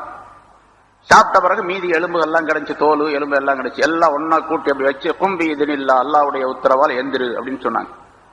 அந்த மான் குட்டி திரும்ப உயிரோட எந்திரிச்சு. ஓடி போன்னு சொன்னாங்க, போயிடுச்சு. அது எங்க அம்மா கூட போய் சேர்ந்துட்டு போயிடுச்சு. இப்ப கேட்டாங்க ஈசா அலைஹிஸ்ஸலாம், இந்த அற்புதத்தை காட்டி அல்லாஹ்வின் மீது சத்தியமா கேட்கிற அந்த ஒரு ரொட்டி எடுத்தது யார் எடுத்ததுன்னு கேட்டாங்க. எனக்கு தெரியாது அப்படின்னா. பெரியால் எனக்கு தெரியாது அப்படின்னு. சரி, கொஞ்சம் தூரம் அப்படி போனாங்க. ஒன்னும் சொல்லல. அந்த ஆத்தை கடந்து அந்த பக்கம் போகணும். அதனால அவன் கையை பிடிச்சுக்கிட்டாங்க. பிடிச்சுக்கிட்டு பிஸ்மில்லான்னு இறங்குனாங்க. ஆத்துல மேலேயே நடக்கிறாங்க, தண்ணி மேல, போட்ல போற மாதிரி தண்ணி மேல நடந்து போனாங்க. அந்த கரைக்கு போன பின்னால அவன் பார்த்து ரொம்ப அதிசயப்பட்டான். ஆச்சரியமா இருந்துச்சு, இவ்வளவு அற்புதமான வேலையை செய்யறாரு இவர் அப்படின்னு. போன பிறகு கேட்டாங்க, இந்த அதிசயத்தை காட்டி அல்லாஹ் மீது சத்தியமா உன்கிட்ட கேட்கிற அந்த ஒரு ரொட்டி யார் எடுத்தது? தெரியாது அப்படின்ட்டான். அப்போ இதோட பெரிய மோஜிதா என்ன காட்டுறது அவனுக்கு? சரி, கூட்டே போனாங்க. கொஞ்சம் தூரம் போனோம்னா மணல் வெளி, பாலைவனமா இருந்துச்சு. கொஞ்சம் தூரம் நடந்த பின்னால ஒரு இடத்துல என்ன பண்ணாங்க, உட்கார்ந்து மணலை கையால குவிச்சாங்க. 3 குவியல் வச்சாங்க. 3 குவியலாக ஆக்கி, நீ தங்கமாக ஆகிவிடு அப்படின்னு சொன்ன. அல்லாஹ்வுடைய உத்தரவை கொண்டு தங்கமாக ஆகிவிடுன்னு சொன்னாங்க. 3 குவியலும் தங்கமாயிடுச்சு, கோல்டு. பார்த்து பெரிய ஆச்சரியப்பட்டான். அப்ப சொன்னாங்க, இந்த ஒரு குவியல் எனக்கு, ஒரு குவியல் உனக்கு, இன்னொரு குவியல் அந்த ஒரு ரொட்டி யார் திண்டானோ அவனுக்கு அப்படின்னாங்க. ஹஜ்ரத், நான் தான் சாப்பிட்டேன் அப்படின்னா. அப்பதான் துனியாவை எவ்வளவு பெரிய மோகமா கருதி இருக்கிறான் அப்படிங்கிறது இமாம் கசாலி ரஹ்மத்துல்லாஹி சொல்லி காட்டுகின்றார்கள். ஜம்முத் துன்யா என்ற பகுதியில சொல்றாங்க, எனக்கு தான், நான் தான் சாப்பிட்டேன் அப்படின்னா. அப்படியா, சரி, அப்ப நீ 3 குவியல் நீங்க வச்சு, எனக்கு தேவையில்லை அப்படின்னு சொல்லிட்டு போயிட்டாங்க. அவன் பார்த்துக்கிட்டே உட்கார்ந்துருக்கான், இது எப்படா எடுத்துட்டு போறது ஊருக்கு அப்படின்ட்டு. 3 குவியலை வச்சுட்டு உட்கார்ந்துட்டே இருக்கிறான். ஈசா அலைஹிஸ்ஸலாம் போயிட்டாங்க. போன பிறகு 2 மனிதர்கள் வந்தாங்க அந்த பக்கம். 2 பேரும் என்னப்பா அப்படின்னு கேட்டாங்க. இந்த மாதிரி தங்க குவியல் இருக்குது, ஊருக்கு எடுத்துட்டு போகணும். அவங்க 2 பேரும் பார்த்தாங்க, ஒன்னு ஆளை காலி பண்ணிட்டு நாங்க 2 பேரும் எடுத்துக்க போறோம் அப்படின்னாங்க.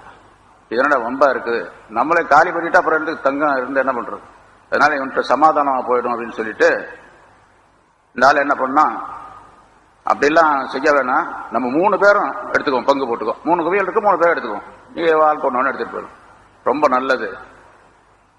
அப்ப 3 பேர் சேர்ந்து மஷவரா பண்ணி, இப்ப பசிக்குது, அவங்க 2 பேரும் பசிக்குதுனாங்க. இந்த ஆளுக்கும் பசி, ரொம்ப நேரம் ஆயிருக்கு சாப்பிட்டு, இந்த ரொட்டி, ஒரு ரொட்டி 2 ரொட்டியை சாப்பிட்டு. அதனால பக்கத்துல ஊர் இருக்குது, ஒரு கிராமம் இருக்குது, அங்க போய் ஏதாச்சும் சாப்பாட்டு பொருள் வாங்கிட்டு ஒரு ஆளை அனுப்பிட்டான். யாராவது ஒருத்தர், ஒரு 3 பேர்ல ஒரு ஆள் போயிட்டாங்க, அது யாருன்னு குறிப்பிடலாம் இல்லை, ஒரு ஆள் போய் சாப்பாடு வாங்கிட்டு சொல்லி காசை கொடுத்து அனுப்பிட்டாங்க. போன பிறகு இந்த 2 பேரும் உட்கார்ந்துருக்கானுங்க, இதை பார்த்துக்கிட்டு இவன் மஷூரா பண்ணானுங்க 2 பேரும் சேர்ந்து. அவன் திருப்பி வந்தா 3 பேர்த்துக்கும் சேர்ந்துல பங்கு வைக்கணும். அதனால நம்ம என்ன பண்ணுவோம், அவன் வந்த உடனே 2 பேரும் சேர்ந்து அவனை கத்தல் பண்ணிடுவோம், கொலை பண்ணிடுவோம். கொலை பண்ணிட்டு நம்ம 2 பேரும் மட்டும் இதை எடுத்துக்குவோம் அப்படின்னு சொல்லி இவன் முடிவு பண்ணி வச்சிருக்கானு. அவன் போன என்ன பண்ணா 3 பேருக்கு இதை கொடுக்க வேண்டியதா இருக்கு. அந்த போன ஆள் இந்த ஆள் தான், ஈசா அலைஹிஸ்ஸலாம் கூட போனா இந்த ஆள் தான். நம்ம ஒரு ஆளுக்கு தான் ஏதோ ஈசா அலைஹிஸ்ஸலாம் கொடுத்துட்டு போனாங்க. இவனுக்கு இடையில 2 பேரும் அதை புடுங்கிறதுக்கு பாக்குறாங்க. அதனால இந்த 2 பேரையும் காலி பண்ணிட்டு நம்ம தான் எடுத்துட்டு போகணும் அப்படின்னு நினைச்சுக்கிட்டு அவன் போன என்ன பண்ணா, சாப்பாட்டு பொருள் வாங்கி அதுல விஷத்தை கலந்து கொண்டு வந்தான். சாப்பிடுவாங்க, 2 பேரும் அவுட் ஆயிடுவாங்க, நம்ம மட்டும் அதை எடுத்துட்டு போயிடுவோம் அப்படின்னு சொல்லிட்டு அவன் விஷம் கலந்து கொண்டு வந்தான். அவன் வந்ததுதான் தாமதம். உடனடியாக 2 பேரும் பாஞ்சு போய் அவனை கத்தல் பண்ணிட்டாங்க, அவளை காலி பண்ணிட்டாங்க.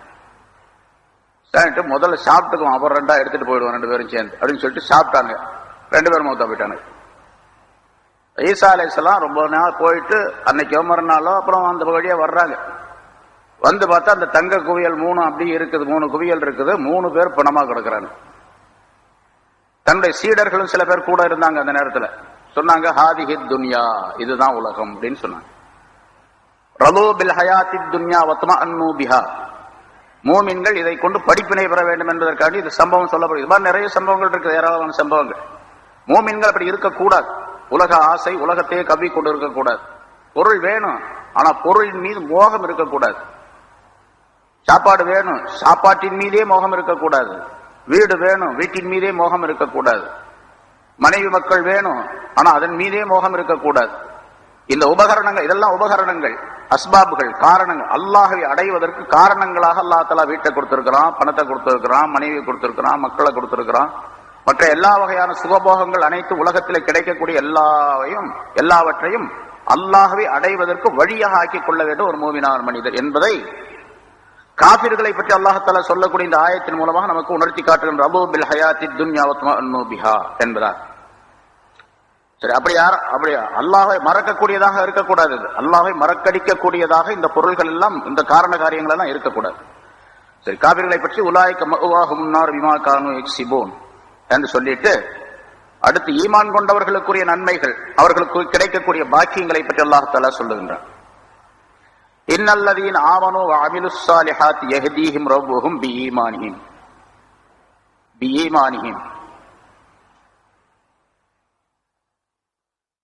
ஈமான் கொண்டு நற்செயல்களை செய்தவர்கள். சாலிஹான அமல் அப்படின்னா என்ன அப்படிங்கிறதுக்கு நிறைய விளக்கங்கள் பல தடவை சொல்லியிருக்கிறோம். சாலிஹான அமல் செய்தவர்கள். யஹ்தீஹிம் ரப்புஹும், அவருடைய ரப்பு அவர்களுக்கு வழிகாட்டுவான். பிஈமானிஹிம், அவர்களுடைய ஈமானின் காரணமாக, அவர்களிடத்தில் ஈமான் இருப்பதின் காரணமாக, நம்பிக்கை, அல்லாஹ்வுடைய நம்பிக்கை இருப்பதின் காரணமாக அவர்களுக்கு அல்லாஹ் தஆலா வழிகாட்டுவான். வழிகாட்டுவான் சொன்னா என்ன, எங்கே எதன் பக்கம் வழிகாட்டுவானா, இலல் ஜன்னா, சொர்க்கத்தின் பக்கம் வழிகாட்டுவான். யஹ்தீஹிம், அவர்களுக்கு வழிகாட்டுவான் சொன்னா இப்படி போங்க அப்படின்னு அர்த்தம் அல்ல. இருக்கு எந்த வழியில போனா சொர்க்கம் அடைய முடியுமோ அந்த வழியிலே அவரை செலுத்துவான் என்பதாக. ஹிதாயத் என்பதற்கு 2 அர்த்தம் முன்னால சொன்னோம்.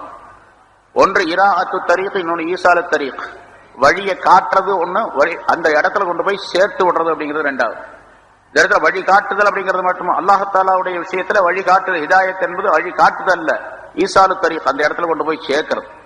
அப்ப ஹிதாயத்து வழி, அந்த எது நோக்கமாக இருக்கோ அந்த நோக்கத்தின் பக்கம் கொண்டு போய் சேர்க்கக்கூடியது அப்படின்னு சொன்னா அந்த நோக்கம் ஜன்னத், சொர்க்கம். சொர்க்கத்தின் பக்கம் கொண்டு போய் சேர்ப்பான். யஹ்தீஹிம்னா என்ன அர்த்தம்னு கேட்டா, அவர்களை சொர்க்கத்தின் பக்கம் கொண்டு போய் சேர்ப்பான். ரப்புஹும், அவர்களுடைய ரப்பு பிஈமானிஹிம், அவர்களிடத்தில் ஈமான் இருக்கின்ற காரணத்தினால்.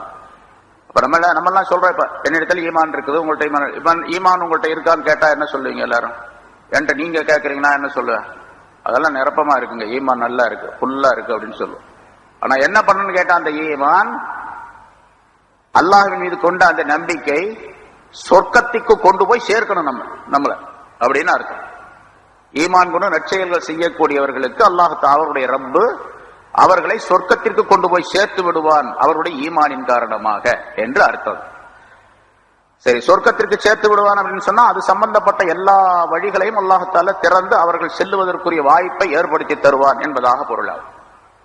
அப்ப அதுக்குள்ள நுழைஞ்சு பார்த்தோம்னு சொன்னா ஏராளமான விஷயங்கள் வரும். உலகத்துல வாழக்கூடிய நேரத்தில் அல்லாஹ் தஆலாவுக்கு திருப்தி தரக்கூடிய, அல்லாஹுக்கு பொருத்தமான எந்த வழிகள் இருக்கும் அந்த வழிகளை மட்டும்தான் தேர்ந்தெடுத்து செல்லக்கூடியவனா இருக்கும்.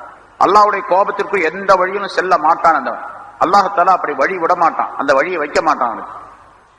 அதே போல அந்த மனிதனுக்கு ஹலால் ஹராம் என்ற 2 விஷயங்கள்ல எது ஹலாலா இருக்கோ அதன் பக்கம் மட்டும் போகக்கூடிய வாய்ப்பை அல்லாஹ் தஆலா உண்டாக்கி தருவான். ஹராமின் பக்கம் போகவே மாட்டோம். இதெல்லாம் அல்லாஹ் செய்து தருவான். நிபந்தனை என்ன? ஈமான் வேணும், சாலிஹான அமல் வேணும். சரி, அப்படி சொர்க்கத்தின் பக்கம் அல்லாஹ் கொண்டு போய் மனிதனை அவருடைய ரப் அவர்களை சேர்த்து விடுவான். எப்படிப்பட்ட சொர்க்கம்? தஜ்ரீ மின் தஹ்திஹிமுல் அன்ஹார், அவர்களுக்கு கீழே ஆறுகள் ஓடிக்கொண்டிருக்கும். கீழே சொன்னா பக்கத்திலேன்னு அர்த்தம். முன்னால பல தடவை சொல்லி இருக்கிறோம். சொர்க்கத்தை பற்றி சொல்லும் போது தஜ்ரீ மின் தஹ்திஹில் அன்ஹார், அதுக்கு கீழே ஆறுகள் ஓடிக்கொண்டிருக்கும் சொன்னா பக்கத்துல, அதுக்கு பக்கத்திலேன்னு அர்த்தம்.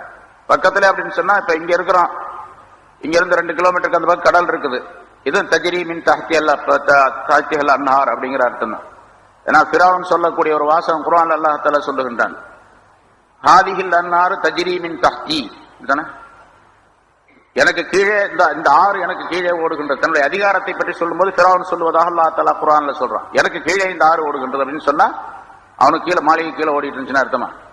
அவன் ஒரு இடத்துல இருக்கிறான், மிஸ்ர்ல, எகிப்துல. அவனுடைய நாட்டுல ஒரு பக்கத்துல ஆறு ஓடுது, இந்த நைல் நதி. அந்த நைல் நதியை பற்றி சொல்லுகின்றான். நம்ம நாட்டுல பாத்தீங்களா பெருமையா இருக்கு, பெருமைக்குரிய ஒரு நதி அது நைல் நதி என்பது. வற்றாத ஜீவ நதி என்பதாக சொல்லப்படும். அப்படிப்பட்ட அற்புதமான நதி நம்ம நாட்டில தான், என்னுடைய நாட்டில தான் ஓடுது, என்னுடைய ஆட்சியில தான் ஓடிக்கொண்டிருக்கின்றது அப்படின்னு சொல்றாங்க. அதுபோல தஜ்ரீ மின் தஹ்திஹில் அன்ஹார், இங்க தஹ்திஹிமுல் அன்ஹார், அவர்களுக்கு கீழே ஆறுகள் ஓடுகின்றன. அவங்க இருக்கக்கூடிய இடத்துக்கு பக்கத்துல ஆறு ஓடிக்கொண்டிருக்கும். ஆறுகள் ஓடுகின்றன, ஆறு அல்ல, ஆறுகள். எத்தனை ஆறு? 4 ஆறு. பாலாறு, தேனாறு, நீராறு, மதுவாறு, 4 ஆறுகள். 4 ஆறுகள் அப்படிங்கறத நம்பிக்கை கொள்ளணும். தண்ணீராக ஒரு ஆறு ஓடுகின்றது, பாலாகவே ஒரு ஆறு ஓடும். ஆனா ஆறு அப்படிங்கிறது இங்க உள்ள கங்கை, யமுனா, கோதாவரி அப்படிங்கிற மாதிரி ஆறு அல்ல. அவ்வளவு இந்த கரை தெரியும், அந்த கரை எங்க இருக்குன்னு தெரியாது, அடுத்த கரை எங்க இருக்குன்னு தெரியாது. அவ்வளவு பெரிய ஆறு. சரி, எங்கிருந்து உற்பத்தி ஆகுது? ரசூலுல்லாஹி ஸல்லல்லாஹு அலைஹி வஸல்லம் சொல்லுகின்றார்கள், ஃபிர்தௌஸ் என்ற சொர்க்கம், அதனுடைய மைய பகுதியில் இருந்தால் அந்த ஆறுகள் உருவாகி ஓடிக்கொண்டிருக்கின்றன. அதனுடைய முகத்துவாரம் அங்கதான் இருக்குது. ஆனா அது கடைசி எங்க போய் சேருது அதெல்லாம் தெரியாது, யாருக்கும் தெரியாது. ஜிப்ரீல் அலைஹிஸ்ஸலாம் அவர்களுக்கே தெரியாது அப்படின்ட்டாங்க. அது எங்க போயிருக்கு, எங்க போய் முடியுதுன்னே தெரியாது. சரி, அது மாதிரி பாலினால் ஆறு. இது எதுக்கு? ஒரு பால்ல ஆறு ஒன்னா குடிக்கிறதுக்கா? எவ்வளவு குடிக்க முடியும்? குளிக்கிறதுக்கா? குளிக்க முடியுமா பால்ல? தேனு அதை குடிக்கிறதா, குளிக்கிறதா? அதே மாதிரி மது ஆறு, அதான் குடிக்க கூடாது மதுவை. லா ஃபீஹா கவுலுன் வலாஹும் யுன்ஸஃபூன், அவங்க போதையாக மாட்டார்கள், மயக்கமடைய மாட்டார்கள். அதுல அந்த மது, அந்த மது ரொம்ப இன்ட்ரெஸ்டா இருக்கும், ரொம்ப இனிமையா இருக்கும். அதே மாதிரி தேன், அது குடிக்கிறதுக்கு தான் அல்லாஹ் தஆலா வச்சிருக்கான், அருமையான தேன். அதே மாதிரி பாலும் குடிக்கிறதுக்கு தான். சொர்க்கவாசிகள் குடித்துக் கொண்டே இருப்பார்கள், பருகிக் கொண்டே இருப்பார்கள். அந்த நீரிலே குளிப்பார்கள் அல்லது குடிப்பார்கள், எல்லாம் செய்வாங்க. அப்படிப்பட்ட அற்புதமான ஆறு. 4 ஆறு, இந்த மாதிரி 4 ஆறு ஓடுது அப்படின்னு சொல்லிட்டு அல்லாஹ் தஆலா குர்ஆனின் மூலமாக உறுதிப்படுத்துகின்றான். தஜ்ரி, அதாவது ஜன்னத்துல்லதி உஇதல் முத்தகூன் ஃபீஹா அன்ஹாரும் மின் மாஇன் கைரி ஆசின் வ அன்ஹாரும் மின் லபனின் என்ற அந்த ஆயத்தில் அல்லாஹ் தஆலா 4 ஆறு. இப்ப இந்த மாதிரி 4 ஆறுகள் இருப்பதையும் நம்பிக்கை கொள்ள, ஈமான் கொள்ள வேண்டும். ஏன்னா சில பேர் நம்மாள்கள்ல சில பேர் கொஞ்சம் ரொம்ப படிச்சுட்டு சொன்னா சொர்க்கம் அப்படிங்கிறது ஒரு இமேஜ், அது ஒரு கற்பனையான ஒரு பொருளே தவிர உண்மையிலே சொர்க்கம்லாம் கிடையாது. சொர்க்கமே இல்லை அப்படின்னு சொல்லும் போது அவர் நம்புவாரா? இதை நம்புவாரா? ஆறு இருக்குங்கிற நம்புவாரா? அதையும் நம்ப மாட்டார். நம்பலன்னு சொன்னா அவருடைய ஈமான் பறி போயிடும். அதனால ஆறுகள் ஓடுகின்றது எதுக்காக, ஏன் ஓடுது, அதுல தேவை என்ன அப்படின்லாம் கேட்டுக்கிட்டு இருக்க கூடாது. ஓடுது, ஆறுகள் இருக்கின்றன, ஓடிக்கொண்டிருக்கின்றன அப்படிங்கிறது நம்பிக்கை கொள்ள வேண்டும். தஜ்ரீ மின் தஹ்திஹிமுல் அன்ஹார் ஃபீ ஜன்னாத்தின் நஈம், நஈம் என்ற சொர்க்கத்திலே, சொர்க்கத்தினுடைய தோட்டங்களிலே, நஈம் என்பது ஒரு சொர்க்கத்துக்கு பேரு, அதனுடைய சோலைகளிலே ஆறுகள் ஓடிக்கொண்டிருக்கக்கூடிய அந்த இடத்திலே அவர்கள் இருப்பார்கள், தங்கி இருப்பார்கள் என்பதாக அதனுடைய பொருள். தாவாஹும் ஃபீஹா, அதிலே அவர்களுடைய துஆ எப்படி இருக்கும்? சுப்ஹானக அல்லாஹும்ம வ தஹிய்யத்து, சுப்ஹானக அல்லாஹும்ம என்பதுதான் அவங்களுடைய துஆ. அவர்கள் சொல்லக்கூடிய அல்லாஹ்வை புகழக்கூடிய அந்த வாசகம் அப்படின்னு கேட்டா சுப்ஹானக அல்லாஹும்ம அப்படின்னு சொல்லுவாங்க என்று அல்லாஹ் தஆலா குறிப்பிடுகின்றான். சுப்ஹானக அல்லாஹும்ம என்று சொன்னா அல்லாஹ் தஆலா பரிபூர்ணமாக புகழ்ந்ததாக ஆகிவிடும். அவர்கள் வ தஹிய்யத்துஹும், அவர்களுக்குரிய காணிக்கை ஃபீஹா, அந்த சொர்க்கங்களிலே சலாம் சலாம் சலாம், எங்க பார்த்தாலும் சலாம், அஸ்ஸலாமு அலைக்கும் அஸ்ஸலாமு அலைக்கும் அஸ்ஸலாமு அலைக்கும் சொல்லிக்கிட்டே இருப்பாங்க மலக்குகள். எவ்வளவு நாள்லாம் கணக்கு கிடையாது, ராத்திரி பகல்லாம் அங்க கிடையாது, 24 மணி நேரம்லாம் கிடையாது, ஏன்னா சூரியன் சந்திரன்லாம் கிடையாது, அதனால இரவு பகலும் கிடையாது. எல்லா நேரங்களிலும் வர்ற நேரங்கள்லாம் சொல்லிக்கிட்டே இருப்பாங்க. முன்னால ஒரு ஆயத்துல நேற்று அங்க இதுல சொன்னோம், அந்த ஆயத்துல சூரத்து ராஜ்ல வரக்கூடிய ஒரு ஆயத்துல அவங்க காணிக்கை கொண்டு வருவார்கள் அல்லாஹ் தஆலாவிடத்தில் இருந்து. அந்த மலக்குகள் காணிக்கைகளை கொண்டு வருவார்கள். அதாவது சொர்க்கவாசிகள் ஒரு மரத்தின் நிழலிலே கூடி பேசிக் கொண்டிருப்பார்கள். ஒரு மரத்தினுடைய நிழல்ல, ஒரு கிளையினுடைய நிழலிலே 100 பேர் உட்கார்ந்து இருப்பாங்க. அது மாதிரி பல்லாயிரக்கணக்கான கிளைகள் இருக்கும். அப்படி அருமையான ஒரு மரம் இருக்கு, தூபா என்று அந்த மரத்துக்கு பேரு. அந்த மரத்தினுடைய கிளைகளுடைய நிழலிலே வேகமாக செல்லக்கூடிய ஒரு குதிரை வீரர் 100 வருஷம் போகலாம். அவ்வளோ பெரிய நீளமான ஒரு, வேணா ஓதி பாருங்க அப்படின்னு ரசூலுல்லாஹ் சொல்றாங்க, மம்தூத், நீளமான நிழல் என்று அல்லாஹ் தஆலா சொல்லுகிறார். ரொம்ப நீளமா இருக்கும். 100 வருஷம் ஒரு குதிரையில போலாம் ஒரு மனிதன், அவ்வளவு பெரியது. அந்த நிழல் எல்லாம் இளைப்பாரி கொண்டு பேசிக்கொண்டு இருக்கக்கூடிய நேரத்தில், ஓய்வாக இருந்து கொண்டிருக்கக்கூடிய நேரத்தில் மலக்குகள் வந்து, உங்களுடைய ரப்பு உங்களை கூட்டு வர சொன்னா நீங்கள் அவனுக்கு அதாவது அவனுடைய சலாம் உங்களுக்கு கொடுப்பதற்காக வேண்டி அப்படின்னு சொல்லுவாங்க. அவங்க ஒரு குதிரை கொண்டு வருவாங்க. ஒரு குதிரை இல்ல, ஒவ்வொருத்தருக்கும் ஒரு குதிரை கொண்டு வருவாங்க. அந்த குதிரை எப்படி இருக்குன்னா பூரா வைரம், வைடூரியம், மாணிக்கம் இதனால் படைக்கப்பட்டிருக்கு. அதனுடைய ரெக்கைகள்லாம் அப்படி படைக்கப்பட்டிருக்கு. ரெக்கையெல்லாம் அப்படி இருந்துச்சுன்னா எப்படி பறக்க முடியும் அப்படின்னு கேக்குறீங்களா? அது நமக்கு தெரியாது, அங்க போனா தான் தெரியும். அந்த குதிரையில ஏற்றி அவர்கள ரப்பு கூப்பிடுறோம் அப்படின்னு சொல்லுவாங்க. அவங்கள அது ஏற்றி உட்கார வைப்பாங்க. அது பறந்து போகும். பறவையை விட மிக வேகமாக பறந்து போகும். அப்படியே அந்த ஹதீஸ்ல வருது, பறவையை விட மிக வேகமாக பறந்து, அஸ்ரவும் மின தாயிர், பறவையை விட ரொம்ப வேகமா போகும். போய் ரப்புடைய சன்னிதானத்துக்கு போன உடனே அவங்க சொல்லுவாங்க, அல்லாஹும்ம அன்தஸ்ஸலாம் மின்கஸ்ஸலாம் அப்படின்னு சொல்லுவாங்க. யா அல்லாஹ், நீதான் சலாம், சாந்திமயமானவன், நிம்மதியான தன்மையுடையவன், சலாம் என்ற சாந்தியை தரக்கூடியவன் நீதான். ஒமின்கஸ்ஸலாம், சாந்தி என்பது உன்னிடத்தில் இருந்தான் கிடைக்க பெற வேண்டியதாக இருக்கின்றது அப்படின்னு காணிக்கை சொல்லுவாங்க. அல்லாஹ் சொல்லுவான், அனஸ்ஸலாம் அஸ்ஸலாமு மின்னி, நான் தான் சலாம் என்பவன், என்னிலிருந்தான் சலாம் உங்களுக்கு கிடைக்க பெறும் என்பதாக சொல்லிட்டு தான் முன்னால் சொன்ன ஒரு விஷயத்து, நீங்க என்னென்ன வேணுமோ அதெல்லாம் நினைச்சிங்க அப்படின்னு எல்லாத்தையும் நினைச்சுக்குவாங்க. நினைச்ச பிறகு அல்லாஹ் தஆலா அதை போல 10 மடங்கு கொடுங்க அப்படின்னு சொல்லுவான் என்பதாக வருகின்றது. சரி, அப்படிப்பட்ட சொர்க்கம், அதுல வந்து இவங்களுடைய தாவா, இவருடைய வாக்கு, இவருடைய துஆ எப்படி இருக்கும் என்று சொன்னால் சுப்ஹானக அல்லாஹும்ம என்று அல்லாஹ்வை புகழ்வதாக இருக்கும். காணிக்கை தஹிய்யத்துஹும் ஃபியா ஸலாம், அவர்களுக்குரிய காணிக்கை அந்த சொர்க்கங்களிலே சலாம், அஸ்ஸலாமு அலைக்கும் அஸ்ஸலாமு அலைக்கும் என்று சொல்லுவதாக இருக்கும். அல்லாஹ்வின் புறத்திலிருந்தும் சலாம் கிடைக்கும், அதே மாதிரி மலக்குகளின் புறத்திலிருந்தும் கிடைக்கும். அந்த திரும்ப வீட்டுக்கு வந்துருவாங்க. இவங்க எல்லாரும் திரும்ப வீட்டுக்கு வருவாங்க. வீட்டுக்கு வந்தா ஒரு மாளிகைக்கு 70,000 வாசல்கள் இருக்கும். ஒவ்வொரு மாளிகையிலும் 70,000 வாசல்கள். 70,000 வாசல்களிலும் ஒவ்வொரு வாசலும் 2 ஹூருல் ஈன் பெண்கள் இருப்பார்கள். அவர்கள் உடை உடுத்தி இருப்பார்கள். அந்த உடை எல்லா விதமான கலர்களும் இதுல இருக்கும். எந்த கலரும் இதுல இல்ல அப்படின்னு சொல்ல முடியாது. அப்படிப்பட்ட ஒரு அற்புதமான உடை உடுத்தி கொண்டிருப்பார்கள். சரி, அந்த உடை எங்கிருந்து கிடைக்கும் சொன்னா, தூபான் அந்த மரம் சொன்ன பாருங்க, அந்த மரத்தினுடைய கிளைகளில மொட்டுகள் இருக்கும். பூ வருவதற்கு முன்னால மொட்டு இருக்கு பாருங்க, அக்குமாம் என்பதாக சொல்லப்படும். அந்த மொட்டுகளில் இருந்து அந்த துணிகள் எல்லாம் வெளிவந்து கொண்டே இருக்கு. இங்க உலகம் இருக்குதே, இது தாருல் மெஹனத், உழைக்கக்கூடிய இடமாக அல்லாஹ் தஆலா படைச்சிருக்கிறான். அதனால பஞ்சோட நிறுத்திக்கிட்டான். விதைய போட்டா பஞ்சு வரும். பஞ்சை எடுத்து அதை சரி பண்ணி அதை அடிச்சு தூத்தி அது பண்ணி இது பண்ணி நூலாக்கி அப்புறம்